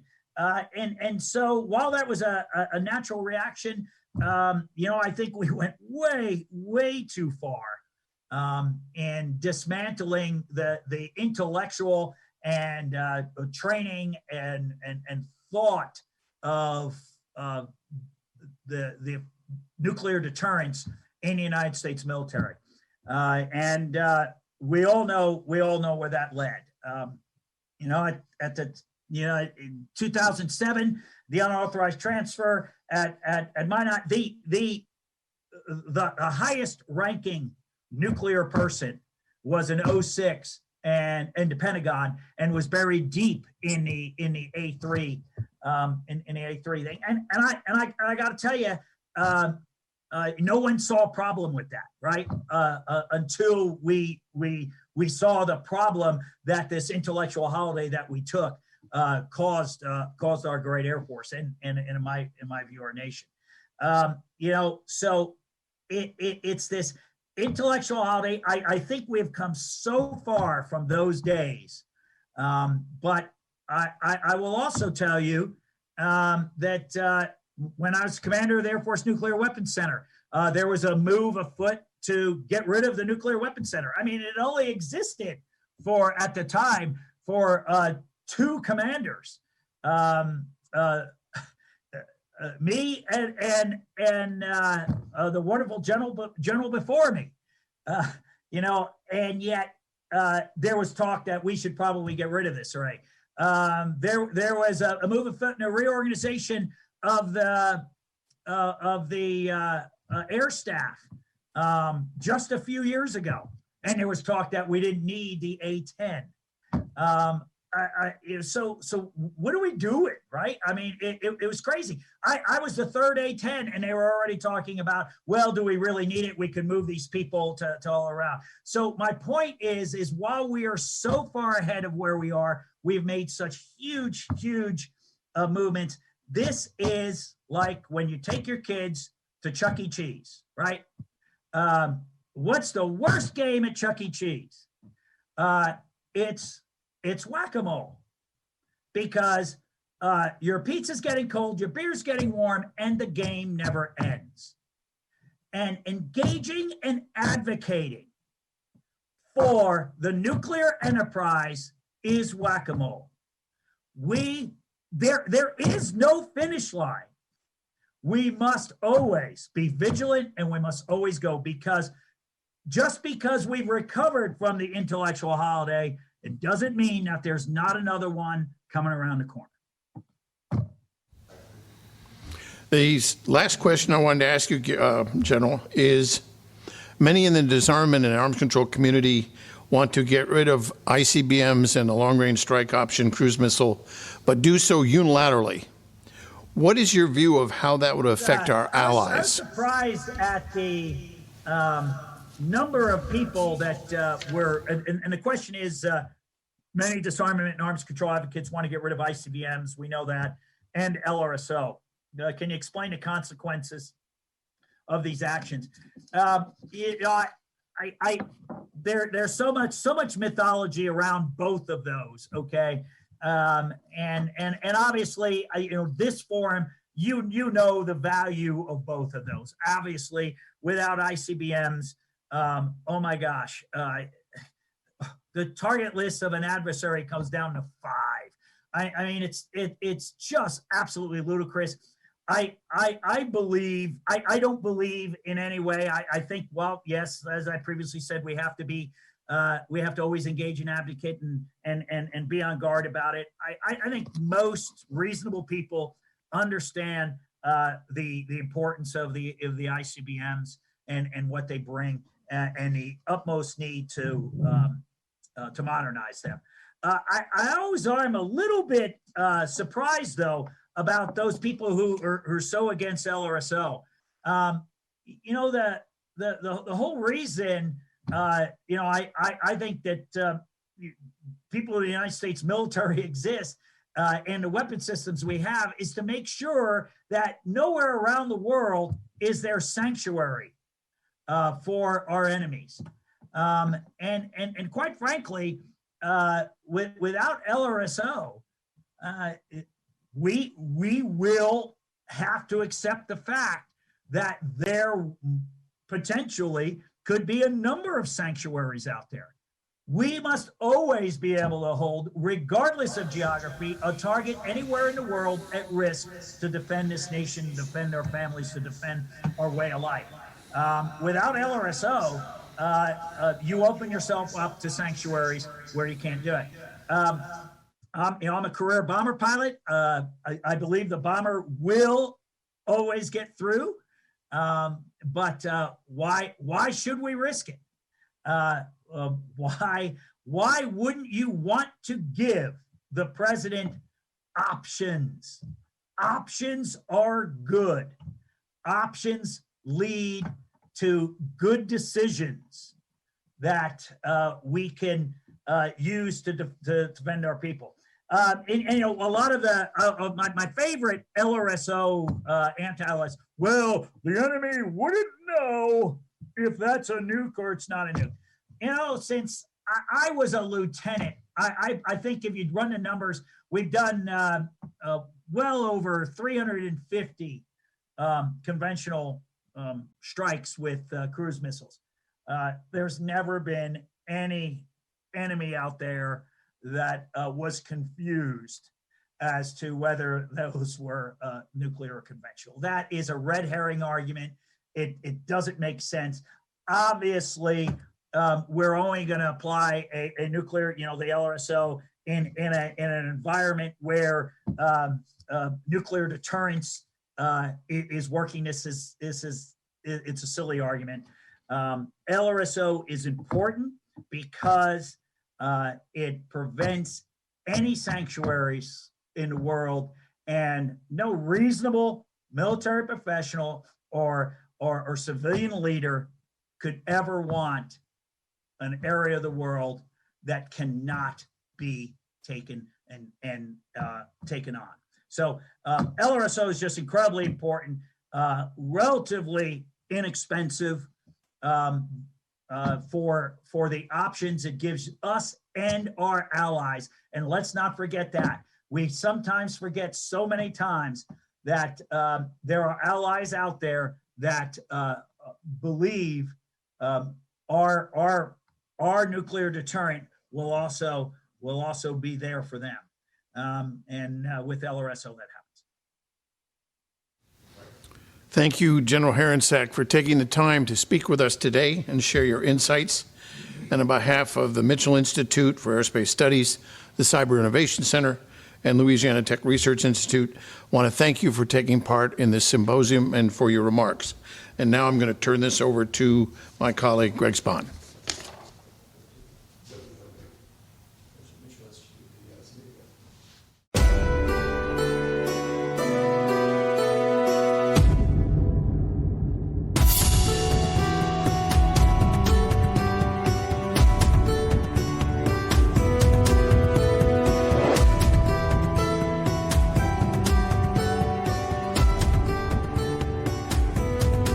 General Brown has the right side picture. The one thing that doesn't change is the importance of aerospace power. Nothing else works without it, period. General Dynamics Mission Systems has supported our nation's nuclear triad for over 60 years. We embrace a high assurance culture and a speed with discipline mindset, using agile processes to enable continuous development of cyber-resilient nuclear certified systems. We ensure successful command and control capability through assured communications, critical for credible deterrence as conventional and strategic mission information sharing converges. We are committed to excellence and committed to serving this mission.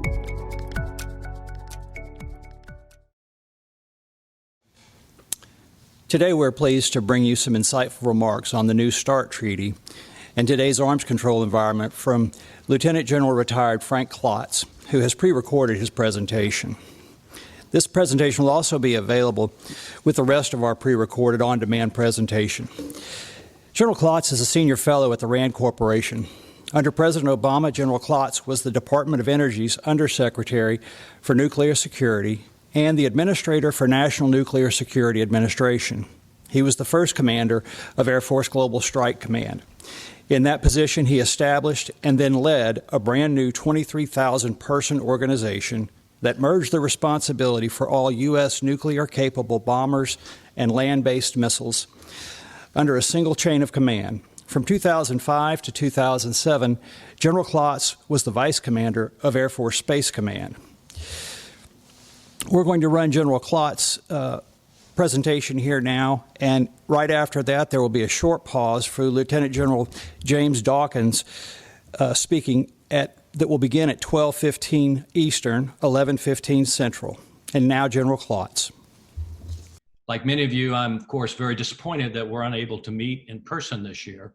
I was really looking forward to visiting the Shreveport, Bossier City area once again. I do take solace, however, in the fact that if all goes as planned, we'll have an opportunity to get together face-to-face in seminars and symposia, hopefully by next summer.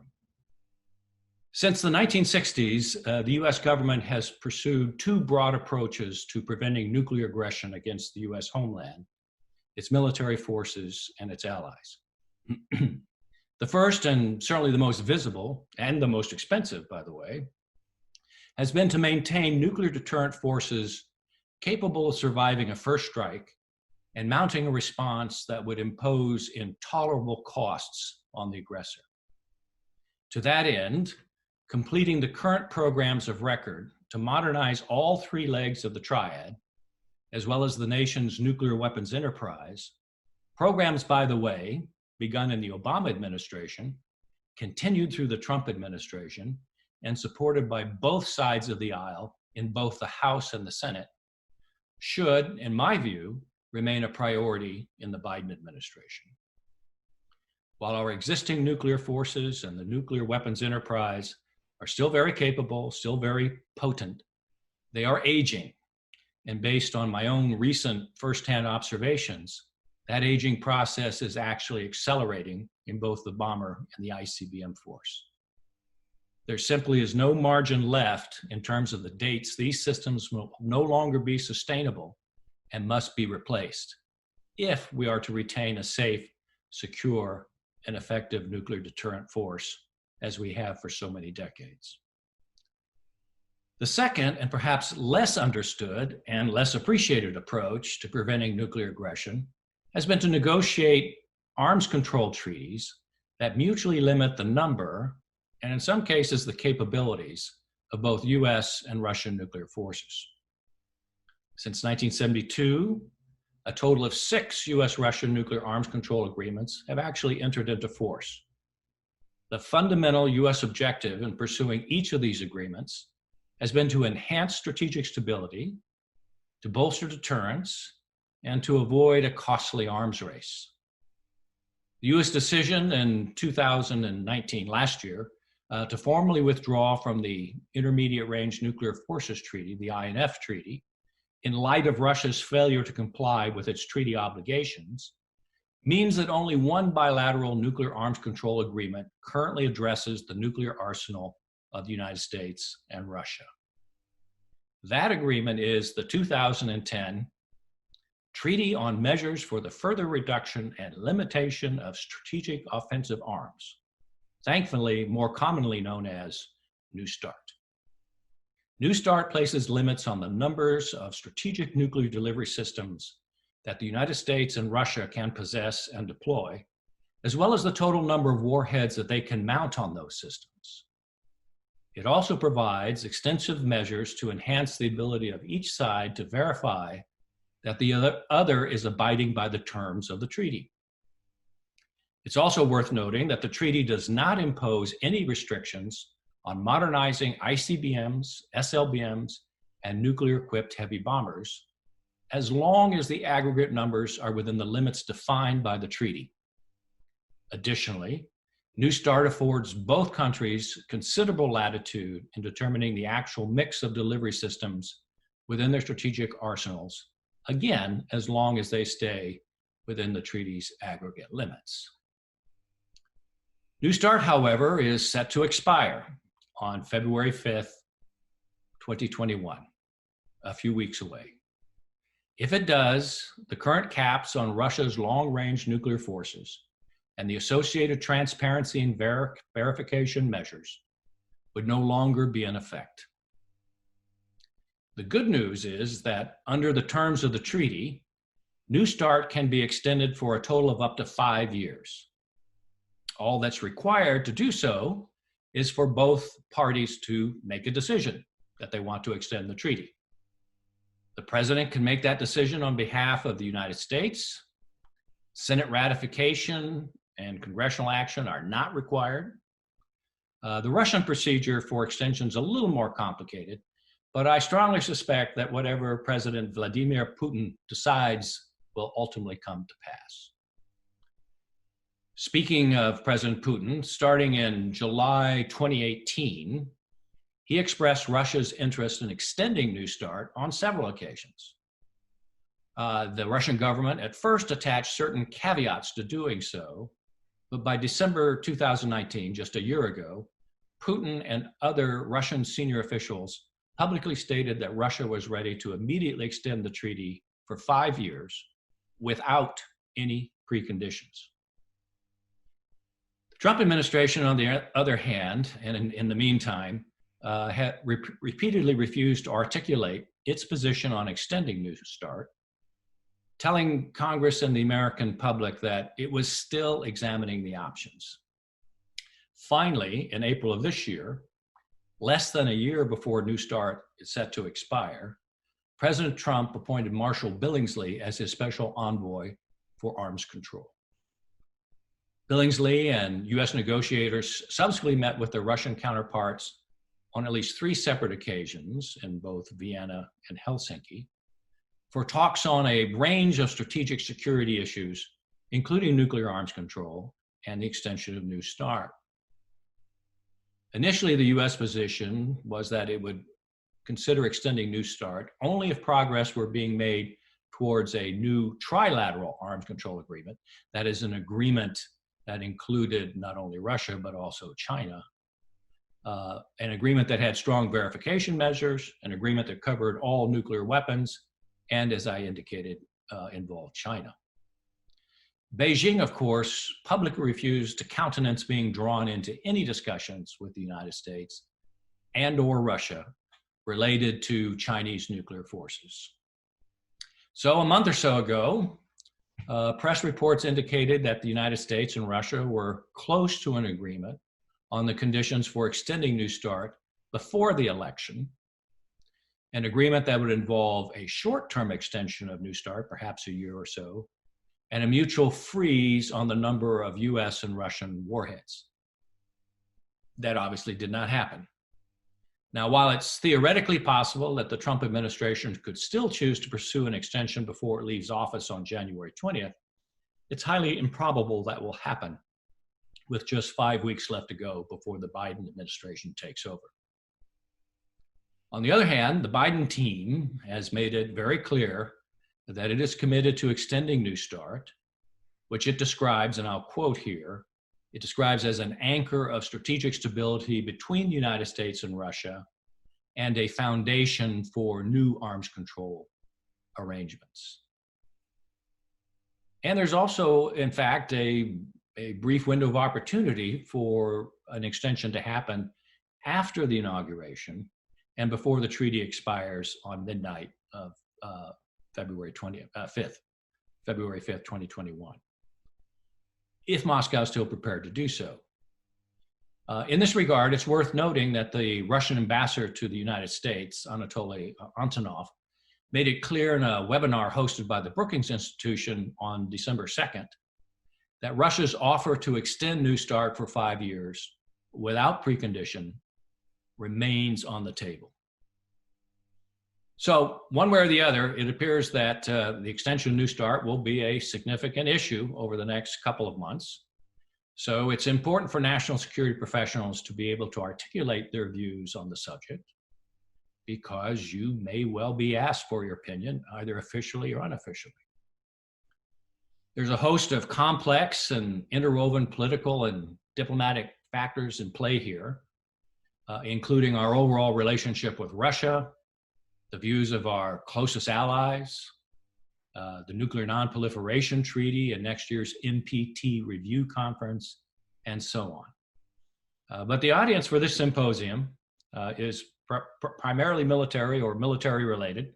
So let me briefly focus upon the military case for extending the New START agreement. And I will do that briefly so we can get to the question and answers that I know Peter has. As I mentioned at the outset, a total of 6 US-Russian nuclear arms control agreements have actually entered into force. Significantly, for each of these agreements, US military officers were actively involved in all negotiations leading up to the signing of each treaty. Moreover, once signed, senior military leaders strongly supported ratification and implementation of these nuclear arms control agreements. That certainly was the case with New START. In the midst of the Senate debate over the treaty's ratification in 2010, then Secretary of Defense Bob Gates wrote in an opinion piece for the Wall Street Journal that, and I quote, the New START Treaty has the unanimous support of America's military leadership, to include the chairman of the Joint Chiefs of Staff, all of the service chiefs, and the commander of U.S. Strategic Command. Now, the cynical among us might say, well, senior military leaders are going to hew closely to the administration's official line when making public statements or testifying before Congress. But I can attest from direct personal knowledge that the senior military commanders responsible for U.S. nuclear forces did in fact support New START, both in private as well as in their public remarks. More recent statements by military leaders indicate that support for New START has remained strong. For example, in March 2017, the then commander of U.S. Strategic Command, General John Hyten, stated in congressional testimony that bilateral, verifiable arms control agreements are essential to our ability to provide an effective deterrent. 2 years later, in February 2019, General Hyten reiterated that he was, and I quote, a big supporter of the New START agreement. So it's worth asking, why have senior military leaders publicly endorsed New START? What benefits do they see in the treaty for the U.S. military? In short, what is the military case for extending the New START agreement?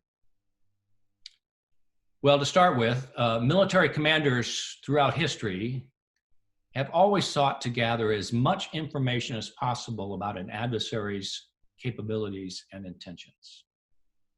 It's no surprise then that the benefit of New START, most frequently cited by senior military leaders, is the additional insight the treaty provides into the size, disposition, and operations of Russia's military forces, beyond those provided by more traditional intelligence methods. Under the terms of the treaty, the United States and Russia are required to regularly disclose to each other the numbers, types, and locations of their respective ICBMs, SLBMs, and nuclear-equipped heavy bombers. Moreover, they must also officially notify each other whenever any one of these systems is moved, for example, between a central depot and an operational base. As of this month, over 21,200 such notifications have been exchanged between the nuclear risk reduction centers located in Washington and in Moscow since the treaty entered into force in 2011. The treaty also permits each side to conduct 18 intrusive on-site inspections every year to confirm the accuracy of this data. In the process, our inspectors also get a close-up view of the other side's strategic nuclear forces, facilities, and people. As General Hyten explained early last year when he was still the U.S. STRATCOM commander, we have very good intelligence capabilities, but there's really nothing that can replace the eyes-on and hands-on ability to look at something. If New START were allowed to expire without replacement, these verification and transparency measures would cease immediately, as was the case when START 1 expired without replacement in December 2009. A second major benefit of New START, cited by senior U.S. military leaders, is the important role that arms control agreements can and have played in constraining the numbers, and in certain cases, the capabilities of Russia's nuclear forces. The nuclear arms race between the superpowers during the Cold War was fueled in part by a concern that the other side might achieve a technological breakthrough or build up its forces in such a way as to threaten the other side's ability to retaliate in response to nuclear aggression, thereby undermining a fundamental prerequisite of a stable mutual deterrence. Arms control was viewed by many strategists at the time as a means to prevent either side from achieving an overwhelming first strike advantage by capping the overall number of deployed nuclear forces. Similarly, imposing constraints on Russia's nuclear force posture had the added benefit of reducing uncertainty and enhancing predictability about Russia's long-term capabilities and intentions. This understanding allowed the United States military to size and shape its own forces with greater confidence in the adequacy of its own investment plans and programs and budgets. During the 2010 debate over the ratification of New START, the then commander of U.S. Strategic Command, General Kevin Chilton, warned that the less certainty that the U.S. had about Russian nuclear forces, the greater the chances that the U.S. would either underdevelop or overdevelop its own capabilities, possibly ending up with assets that the U.S. military really didn't need. Importantly, the size and scope of the U.S. military's current programs to modernize U.S. nuclear delivery systems were conceived with New START limits very much in mind. The Air Force and the Navy plan to replace existing U.S. nuclear delivery systems on a roughly one-for-one basis, and thus within New START's limits on deployed ballistic missiles and heavy bombers. As one senior Pentagon official put it, the New START numbers are baked into the service's modernization plans. If New START is allowed to lapse without replacement, or if it's not extended, it would mean an end to legally binding constraints on the number of US and Russian ballistic missiles and heavy bombers, as well as the number of warheads that can be loaded upon them, which would have implications for the adequacy of the current US modernization programs, as well as the resources being allocated to them. Now, it's by no means a foregone conclusion that if the United States or Russia would, if New START lapses without replacement, embark upon a significant buildup of long-range nuclear forces. Rather, each country might calculate that the currently existing and programmed forces are sufficient to provide nuclear deterrence and stability for both the near and the longer term.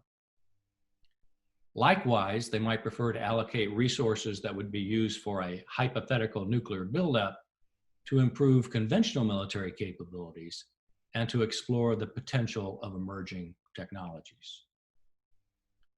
However, from the US perspective, if Russia decided to expand its strategic nuclear force levels, the US would in all likelihood feel compelled to do likewise, regardless of whether or not it felt that there was a fundamental shift in the strategic nuclear balance taking place that would undermine mutual deterrence. Maintaining parity or rough equivalence in the number of US and Russian nuclear forces has long been a fundamental objective of US nuclear weapons and arms control policies. This is clearly an outcome the US military would prefer to avoid. The current US nuclear modernization programs are costly enough. There will be pressure on defense budgets in general, and perhaps the nuclear modernization programs in particular, as a result of the economic consequences of the pandemic. Increasing the number of US nuclear delivery systems and warheads in a new nuclear arms competition or race would wreak havoc upon the overall Defense Department budget and other national security programs, as a recent Congressional Budget Office report spells out quite clearly. One final point, as I've run out of time, US military leaders have expressed concern about the disparity in the number of US and Russian non-strategic nuclear weapons, the Russian development of novel delivery systems, which have been publicly touted by President Putin, and the uncertainty surrounding China's nuclear capabilities and intentions. They clearly believe that all of these issues will need to be addressed eventually in some form or fashion. That said, it's my understanding that they also believe that there is merit in maintaining the existing mutual constraints on the more traditional US long-range delivery systems, ICBMs, SLBMs, and heavy bombers, systems which can directly threaten the homelands of the two countries, until these and other concerns can be dealt with. It's not, in their view, an all or nothing, take it or leave it proposition. Given these considerations, the most prudent course of action from a military perspective, I conclude, would be for the United States to, in fact, ensure that New START is extended for the full 5 years before it's due to expire in February 2021. Doing so would ensure that Russia's nuclear forces covered by the treaty are constrained for another 5 years. Additionally, US military leaders would continue to have better insight into the disposition of those forces beyond those gained through more traditional intelligence collection and analysis. Finally, extending New START would also make time available to pursue a new set of negotiations that address the US military's other concerns with Russia's nuclear systems, as well as China's nuclear capabilities and intentions. I certainly hope and expect that the Biden administration will be successful in extending New START before it expires. It is clearly within our national security interest to do so. I have a number of questions. The first one is, you're quite familiar with the 2010 and 2018 nuclear posture reviews by the past two administrations. What would you say are the significant areas of consensus in those two documents, albeit they were written by two different administrations that at first blush you would think it would have marked differences on nuclear forces, but that, in my view, John Harvey was on earlier today, laid out that they were really quite similar. So what do you think in the two documents are the significant similarities and consensus which we can then push forward into the future? Well, John Harvey is a very bright and insightful guy, and he is absolutely right. As I look at the two nuclear posture reviews, 2010, 2018, they are very similar in terms of their content. I mean, they talk about the importance of nuclear deterrence, it being one of the primary missions of the U.S. military, U.S. national security. They talk about the importance of a survivable and effective triad of forces. They talk about the need for dual capable aircraft. They stress the need for modernization. There is a difference in tone and tenor The 2010 version focused, I think, perhaps more on reducing the role of nuclear weapons in U.S. foreign policy as one of its stated objectives. It had rather lengthy discussion of the potential of arms control and non-proliferation programs and working together with allies to enhance nuclear security across the globe. Those items were clearly reflected in the Trump administration nuclear posture review, but not with the same emphasis or just length. So there are some differences there.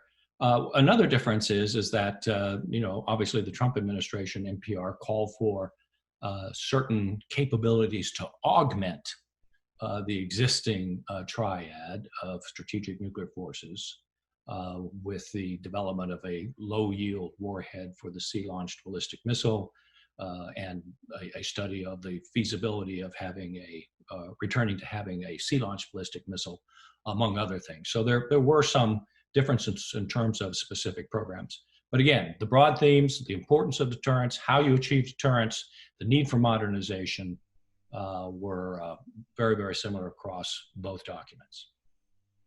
Let me turn to another issue having to do with the treaty, and that is a number of colleagues of ours have said that they're concerned that the total number of warheads the Russians could deploy on their existing allowed SNDVs or strategic nuclear delivery vehicles is quite significant.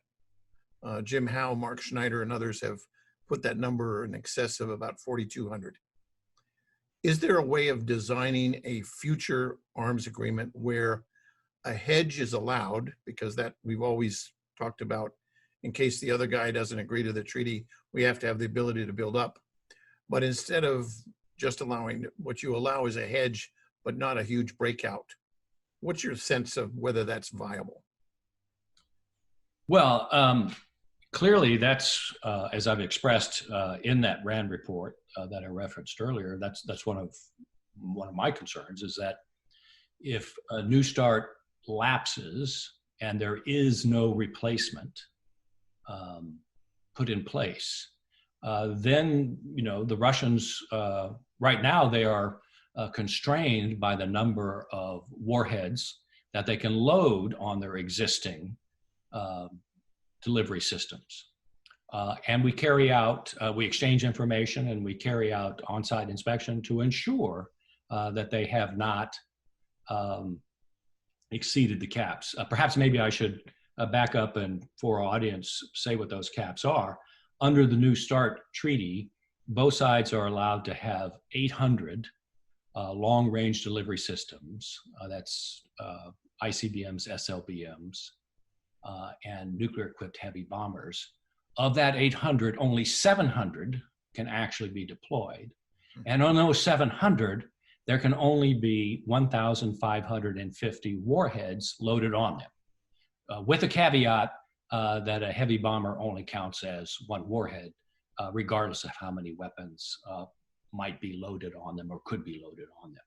So there is a legally binding constraint, ceiling, cap on U.S.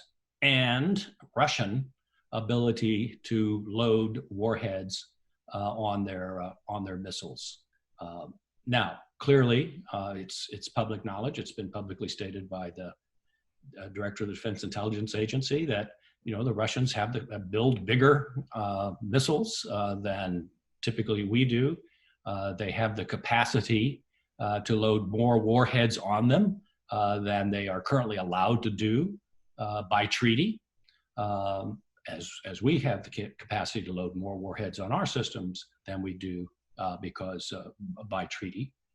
So that if the treaty limits are lifted, then there's nothing to prevent the Russians, or no legal document to prevent the Russians from doing that, or for that matter, from us from doing that. So I think that's the benefit of the treaty, is that it constrains both sides from building up the number of warheads that their missiles are technically capable of carrying.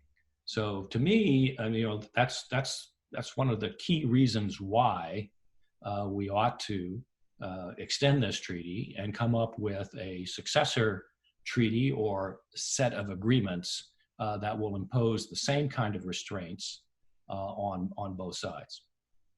Let me follow up. You've been head of 20th Air Force. You have been head of Global Strike Command. In both those jobs, you were intimately involved in both sustaining Minuteman and developing eventually the GBSD. What is your sense as the value of ICBMs? And in particular, would you address the criticism we hear from even such esteemed people as former Secretary of Defense Bill Perry that have called for the elimination of the entire land-based leg of the Triad, a point even echoed by the chairman of the House Armed Services Committee, but with a recent caveat where he said, oh, we can extend the life of Minuteman by another 30 years, which I'd like you, to the extent which you can, also address. Okay. Both the value of the ICBM leg of the Triad, the consequences if we get rid of it, but can we do kind of the cheaper alternative, which is just extend what we have? Well, let me say, bottom line right up front, I am, no surprise, a great proponent of the ICBM as an essential leg of our nation's strategic nuclear triad. I think it's absolutely essential that we get on with the task of modernizing the ICBM. We've already gone through a series of significant upgrades and refurbishment of the ICBM system. While I was still very much on active duty, we essentially have replaced the propellant in all three stages of the missile. We've updated the guidance system. We've fixed issues with the propulsion system rocket engine. We have updated the command and control consoles in the launch control centers. We have done quite a bit to that. The question, and something that's often overlooked, is when you think about the ICBM system and the ICBM business, it's not just the missiles and the launch control centers. There is a lot of handling equipment, diagnostic gear, test sets that our maintainers use on a regular and recurring basis to ensure that we can keep these missiles fully functional, operationally effective, and on alert. That equipment is also getting very long in the tooth. It's gotten to the point where many times our maintenance people will take out 2, sometimes 3 pieces of a particular equipment to make sure that when they get out to the field, at least one of them works. So the system is long in the tooth and long overdue. It's a good metaphor, perhaps. All metaphors have flaws, but a good metaphor may be if you own a car that is getting on in years, you eventually get to a point where the costs of repairing that old car begin to approach the costs of buying a new car and operating that car over a period of time. I'm convinced from the work that the Air Force did before it, formally went ahead with the ground-based strategic deterrence system, the GBSD, the cost trade-offs in terms of trying to extend the life of Minuteman III one more time, even if that was technically feasible, and the cost of investing in a new system. And oh, by the way, being able to take advantage of the capabilities that a new system would give you from an operational perspective, and the potential a new system would give you in terms of reducing the labor-intensive nature of maintenance that's currently involved with the Minuteman III, and thereby reducing costs in terms of manpower over the longer term, made it the economic argument that we should proceed with the replacement of the system. By the way, I think there is enough support within the Congress on both sides of the aisle for continuing with the modernization program as laid out in the Obama administration and continued through the Trump administration. And as I said, voted on many times by members in both houses on both sides of the aisle. So I actually am fairly optimistic that that logic will prevail. Well, thank you, Frank. You are right. There was an amendment in the House Armed Services Committee in May in which it was a proposal to delay GBSD and restudy the whole issue again, which was a proxy for basically shelving things for a year. And the vote was 14 in favor and 43 against. And that was in the House Armed Services Committee. So it was a 3-1 vote. And there's peril in delaying systems for any reason. Stretching out a program, delaying a program, either through a conscious, deliberate delay or inadequate resourcing of that program, drives up cost. Exactly. It's been proven time and time again over the decades. The empirical evidence is there. You draw out a program, you drive up the cost. So the question is there's no doubt about it. Modernization of all three legs of the triad, plus, let's not forget, the nuclear weapons enterprise that supports that, that is falls under the purview of the Department of Energy's National Nuclear Security Administration, is long overdue. We took about a 2-decade holiday from worrying about these things because, quite frankly, we thought, as I indicated at the outset, perhaps nuclear competition was over. Besides, our time, attention, and energy were rightly drawn to the conduct of military operations in Southwest Asia and in fighting terrorism. But we took at least a 20-year holiday. So the bill is coming due. We might as well get on with it. By the way, if we want to negotiate with the Russians or with the Chinese, who are in the midst of a nuclear modernization programs of their own, the Russians, it's been said, are maybe 75% complete with the modernization of their triad. It's pretty tough to come to the negotiating table unless you have something that indicates that you're very serious about maintaining your own capabilities and that you have things to negotiate over.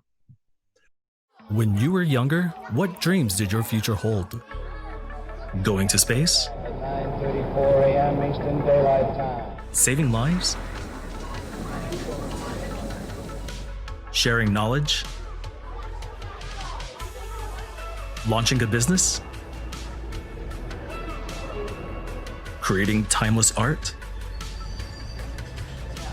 No matter your dreams, you can chase them here. You belong at Louisiana Tech. Somewhere past the edge of convention, beyond the boundaries of tomorrow, lies a special kind of impossible.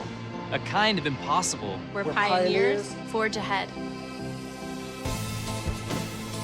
Where no idea is too bold. and no challenge too great. Because making a 200-ton airplane disappear is impossible. Until it's not.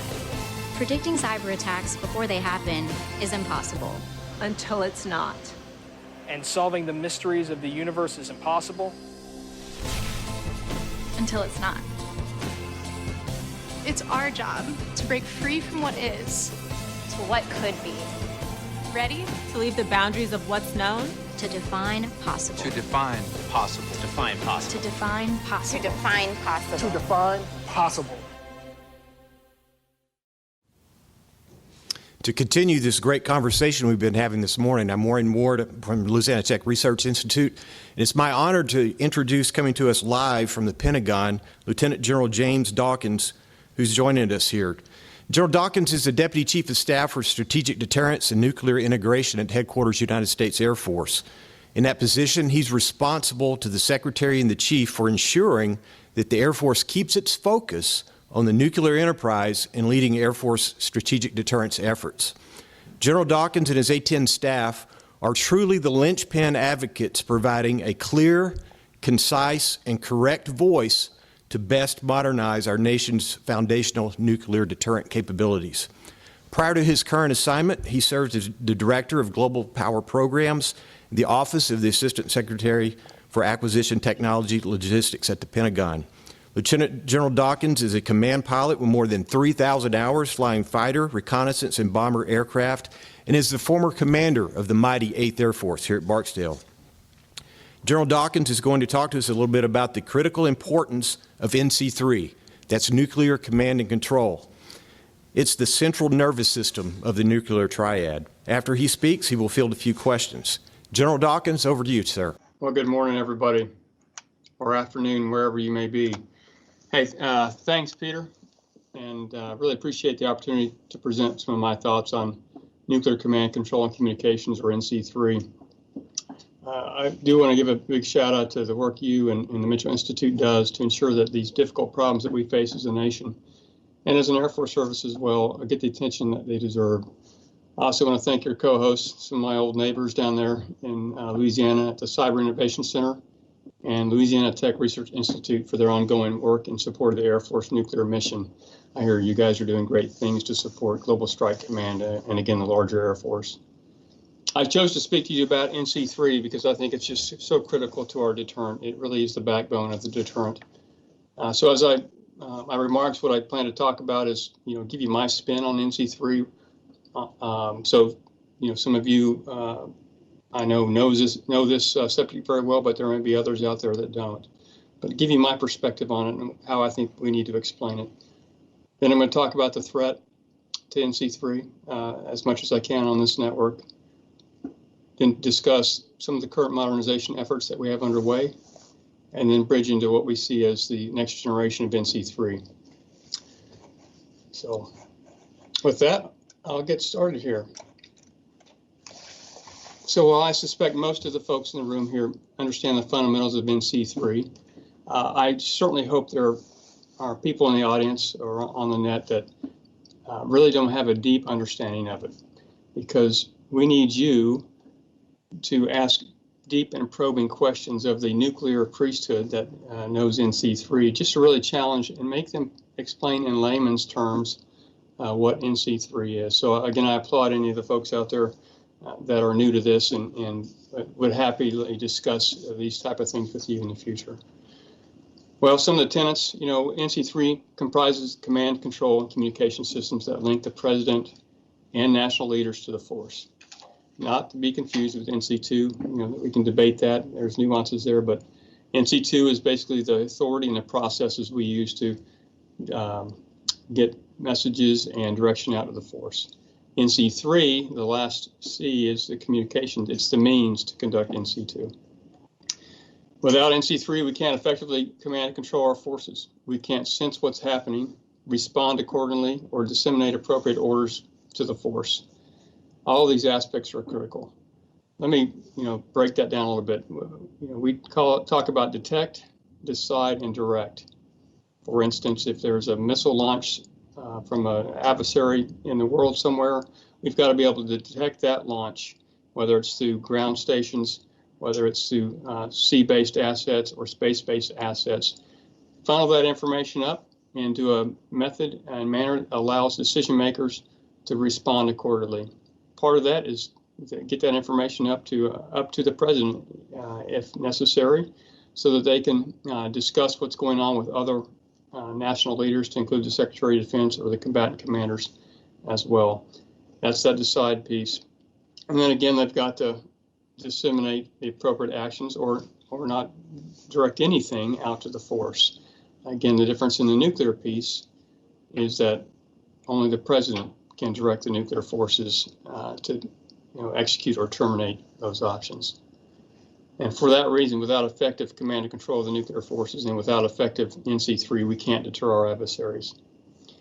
Regardless of whether we have 10 or 1,550 nuclear weapons as limited by New START, we must have a credible and sustainable NC3 system all day, every day, under all conditions, without fail. Now, for those of us who work this every day, we've got to understand that NC3 is a foreign language to most. GASN Inc. 1, GASN Inc. 2, PNVC, AEHF, Pagan, ESS, CVR Inc. 1, CVR Inc. 2, MRT, MUOS.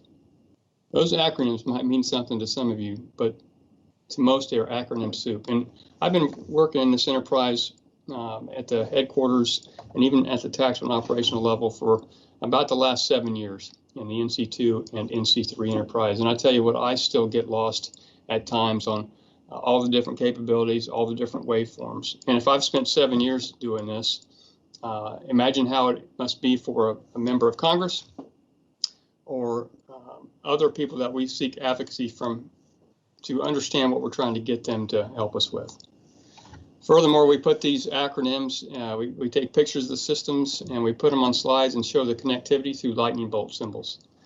And those are those wonderful DISA charts, which are very helpful to understand architecture if you do systems engineering, but it's very difficult to explain to people the importance of NC3 through, acronyms and lightning bolts.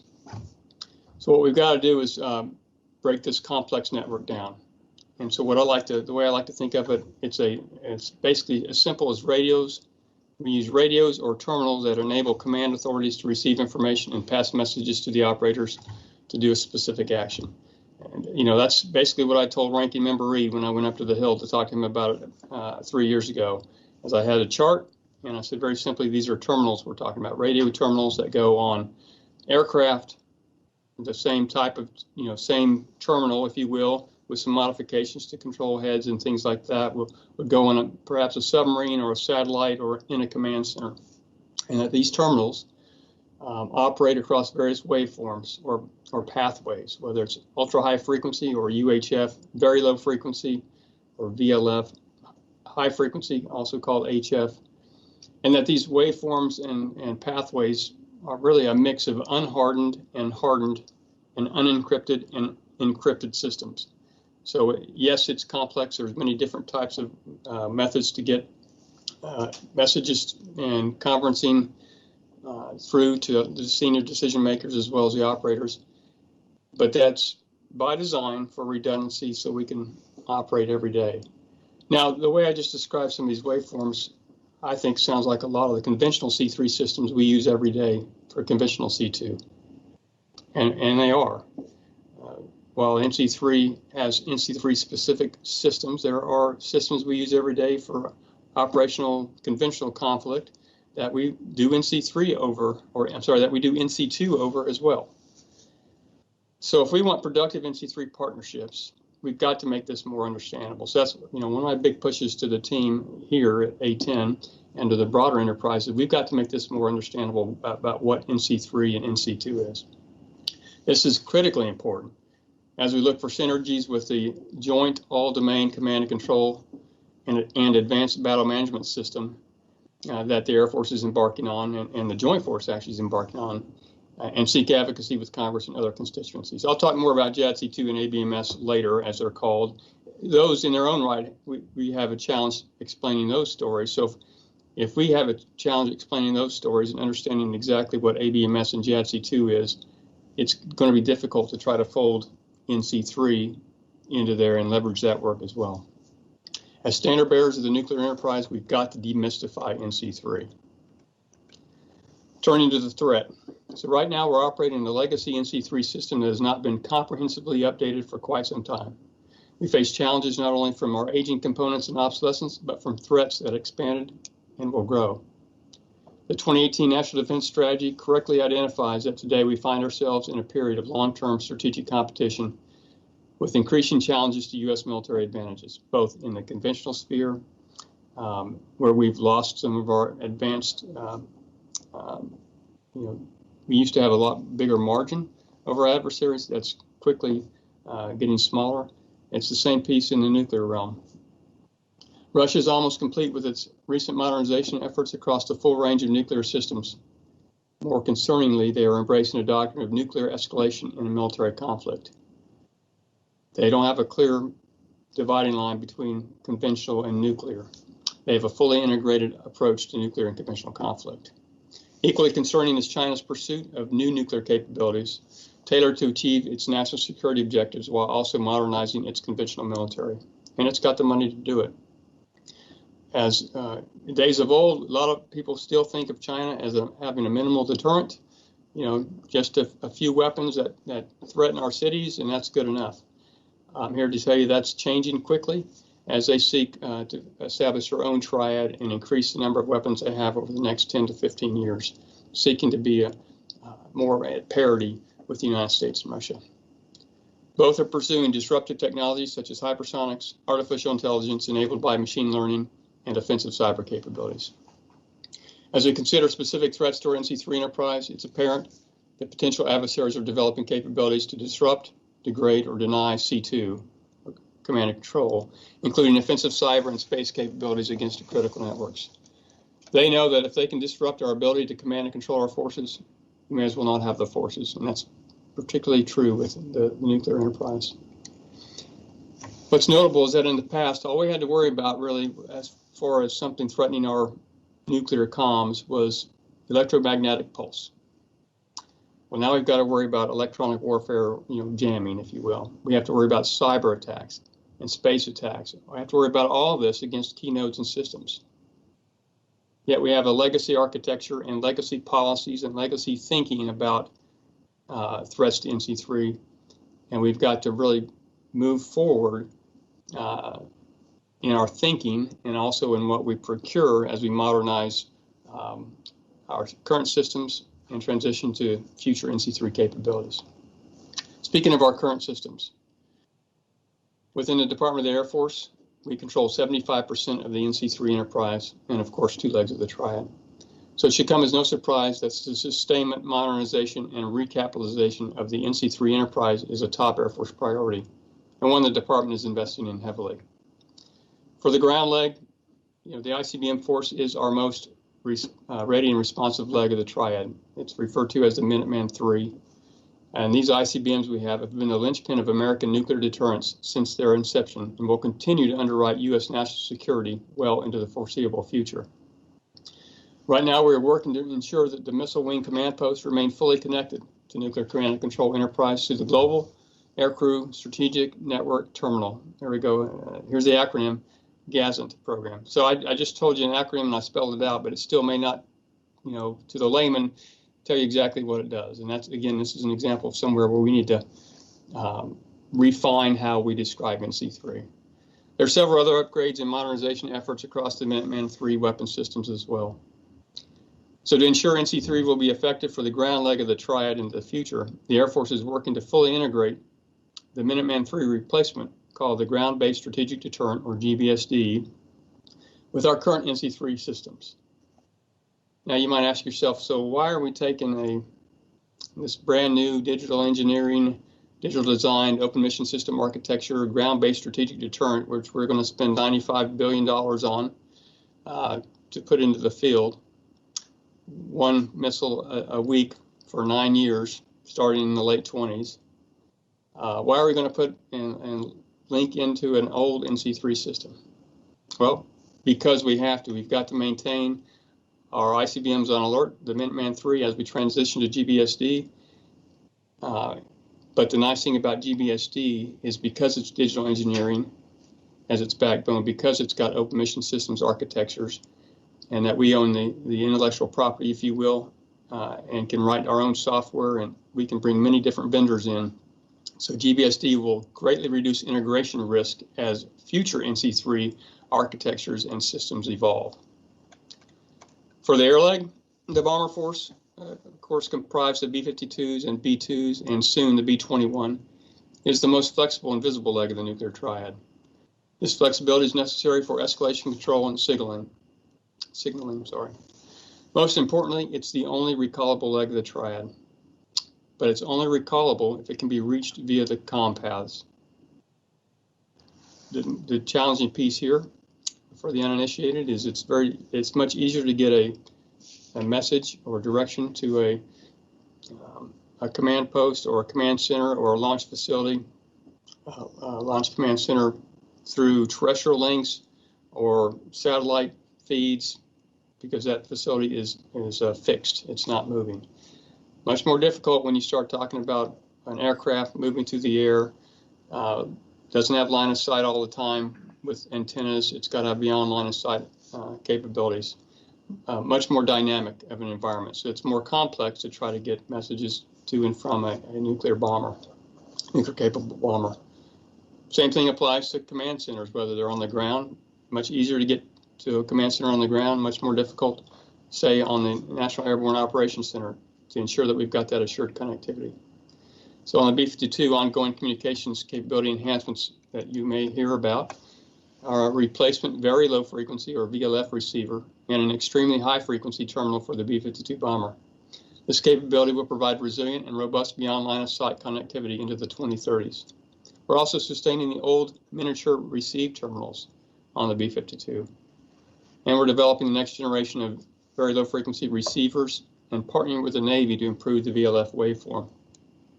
The VLF waveform is the bread and butter, of course, for the submarine fleet. Development of a new EHF, or extremely high frequency capable family of advanced beyond line of sight terminal variants, is also in the works for the bombers. These programs must stay on track in order to keep our current force relevant. But in the face of evolving sophisticated threats and blurring nuclear thresholds, the Joint Force requires an NC3 enterprise architecture that provides nuclear command and control over assured comms for a seamless integration of conventional and nuclear forces. So how's the Air Force going to do that? I know I threw a lot at you there. Let me repeat that bottom line. We've got to have an NC3 enterprise architecture that provides NC2 over assured comms for seamless integration of conventional and nuclear forces. Again, as the adversary has blurred the lines and doesn't have clear black and white, we've got to be able to operate in, around, and through that type of a battlefield. And we have to keep that in mind as we go forward into NC3 next. So one of the ways the Air Force plans to meet the future is through that term I just threw out there. It's something STRATCOM's been pushing very hard. I know Global Strike and the NC3 centers are working it as well, called NC3 Next. Think of it as the 2B architecture and 2B systems. We realize NC3 Next will maintain and improve on the readiness and reliability of today, while also dealing with new threats from our potential adversaries. Under NC3 Next, we will transform the way in which we conceive of NC3. We don't wish to merely recapitalize along the lines of what we've been doing, but need to implement entirely new technologies, concepts, and methods for achieving dynamic and assured connectivity that can meet evolving nuclear mission requirements. This is similar to what the broader Air Force and joint community is doing with Joint All-Domain Command and Control and Advanced Battle Management Systems, so JADC2 ABMS. As such, NC3 Next and JADC2 must be linked. You know, some of the things they talk about with JADC2 and ABMS is the ability to put any sensor to any shooter. It's no different than what we're asking to do, you know, with a KN-08 coming out of North Korea or something coming out of Russia. We've got to be able to sense it, and we want to be able to put it to the shooter. The shooter just happens to be the president, or it has to get the orders from the president to actually shoot from the forces out there. So, but, you know, for us to have these linkages between NC3 Next and JADC2, we've got to have a different way of thinking about what NC3 is at its core. So it's going to take open minds from, you know, those technical NC3 experts and policymakers, you know, the nuclear priesthood of NC3. Got to have those teammates that are on this net here listening to us now, that are in this building or at a STRATCOM, think differently about what NC3 is at its core. And we've also got to work with those teams that are developing JADC2 and ABMS. Those teams are working hard, pedaling hard, working JADC2 and ABMS to sort this out and ensure that the broader community knows what we are fielding, what we seek to do conceptually as a military, and then what things we need to buy to make that happen. So those AOs in this building and in other places around the Air Force and the Joint Force, when they're working day in and day out on JADC2 and ABMS, if we make NC3 difficult for them to understand what we're talking about, they're not going to be able to spend the time necessary to help us integrate with them. So we've got to look for similarities and differences. Similarities of NC3 and NC2 with JADC2 and ABMS, and then, you know, carve out the differences, and then focus our attention on the importance of those differences. So remembering my earlier discussion about simplifying NC3 into comm terminals over pathways or waveforms, hey, one way you can describe this to those folks that are working hard is that this is something we do every day in a typical air operations center for conventional operations. Detect, decide, direct. While I fully acknowledge that there are differences between nuclear and conventional operations and their related comm requirements, one key difference boils down to the assured connectivity from the President to the forces during highly stressed environments. And since nuclear weapons use or termination can't be delegated below the President, we must have assured comms throughout the spectrum of nuclear conflict. For most conventional operations, we delegate release authorities down several levels and can accept some lack of connectivity or spotty connectivity in the C2 architecture. But this is not the case with NC2s. So we have to establish specific hardened architectures and systems to ensure connectivity through worst day. This is often referred to by the NC3 community as the thin line. Think of it as the last line of communication capabilities and associated equipment that we know will always be there during our worst day. Another way to think about it is NC2 over assured comms. I got to be honest with you, it took me a long time, several years, before I really understood what was meant by thin line. I was walking around the Pentagon looking for where's the thin line, when I was the J-33 down in the National Military Command Center. That's sort of emblematic of the challenges we face trying to explain what NC3 is and getting other folks to want to integrate and work with us as we go forward. Turning to making this simpler, there are many similarities. Absent an all-out nuclear exchange with a peer adversary that degrades or destroys all of our unprotected systems, we'll use all comm paths and waveforms available to detect, decide, and direct. And we will devolve as necessary to the thin line if required. Many of these are the same architectures and comm systems and pathways we use for conventional C2. They're also the same architectures, comm systems, and pathways we use day to day for NC3, and we'll use in conflict for NC3 again until we lose that ability and have to go down to this assured comms over a thin line. Moreover, as Russia and Chinese doctrine increases the integration of conventional and nuclear operations, we must also be able to operate in, around, and through the nuclear environment with our conventional and nuclear forces. And we can't conduct conventional nuclear integration without some degree of integration in our C3 systems. So we can't have this NC3 system that we just use for nuclear C2, and then a separate conventional C2 and C3 systems. We can't afford to do that. And we don't really today. But again, there's a perception that those are two distinct and separate architectures and systems. Again, there are specific things that are dedicated to NC3 that we've got to keep those and look for those capabilities to carve out. But much of this is what we do over NC2 can be used in a JADC2 ABMS environment. We've got to leverage the similarities and make exceptions for the differences. As such, NC3 modernization is intimately tied with JADC2 enabled by ABMS. Just a few points on the JADC2 and ABMS piece. So the Department of the Air Force NC3 modernization enabled by ABMS seeks to place decision-level information in warfighters' hands faster through innovation, experimentation, and rapid prototyping, and a collaborative approach with our service and industry teammates. ABMS will integrate situational data to provide decision makers a common operating picture. It will move data at machine speed across the globe and enable JADC2. Integration of NC3 with ABMS effort will ensure nuclear and conventional forces have the ability to provide synergistic effects across all domains during all phases of conflict, and will provide a bridge to a future state for NC3. This rapid exchange of information will provide senior decision makers with decision superiority in compressed and constantly evolving threat environments. And I can tell you right now, I can't think of any more compressed information requirement environment than if the president is faced with having to defend our country from a large scale or any nuclear attack, actually. So what's good for ABMS in this regard is good for NC2 and C3. This rapid decision making is going to underwrite deterrence well into the future. So ABMS not only enables conventional forces, but can also provide nuclear forces with rapid multipath transmission means that will transform NC3 from a Cold War era relic into a C2 network that operates at speeds unmatched by an adversary. While there will likely be overlap between communication systems that enable JADC2 and NC2, as I've said before, there are going to be unique NC3 systems that are still necessary to ensure NC2 remains effective all day, every day, under all circumstances, and without fail. And this isn't just, PowerPoint charts with systems and acronyms and lightning bolts. The Air Force is actively pursuing this concept today. Some of the major actions we've had taken to date include conducting aggressive concept demonstrations through a series of on-ramp exercises.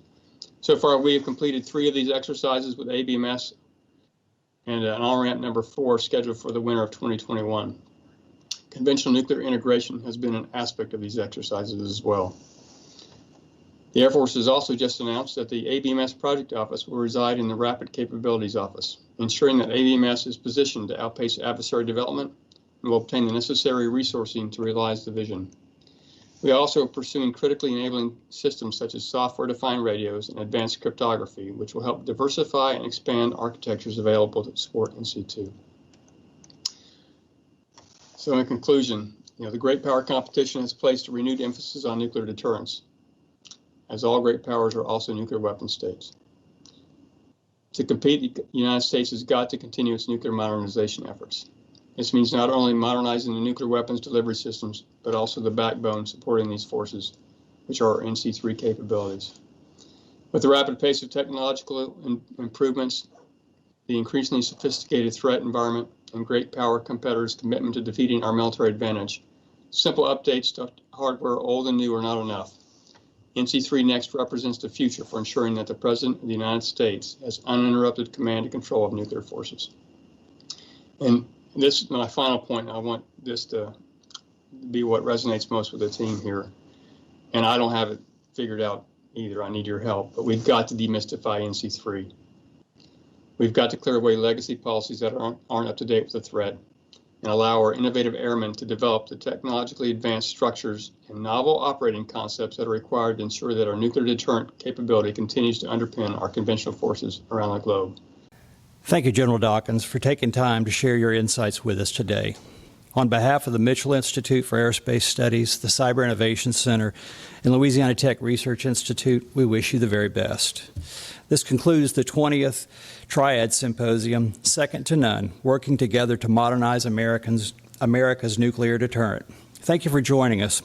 Your participation is important to the continued education of our professional nuclear community and advocacy for the role of nuclear deterrence in our national security.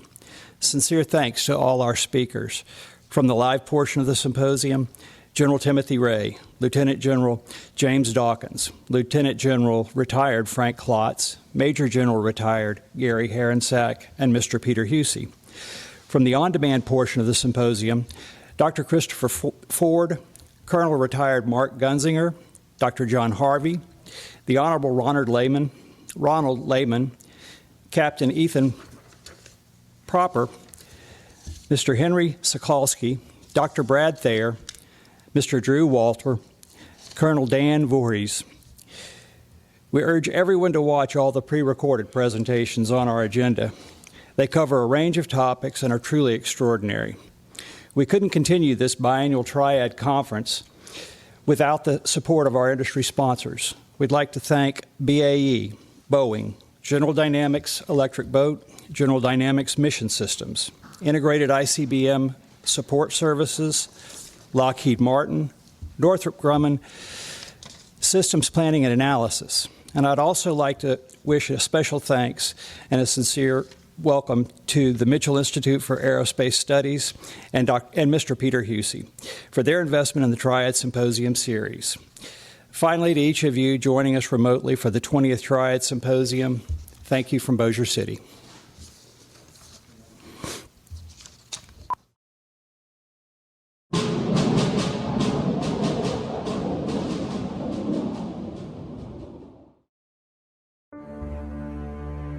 There's a rule we live by in global strike, the two-man rule.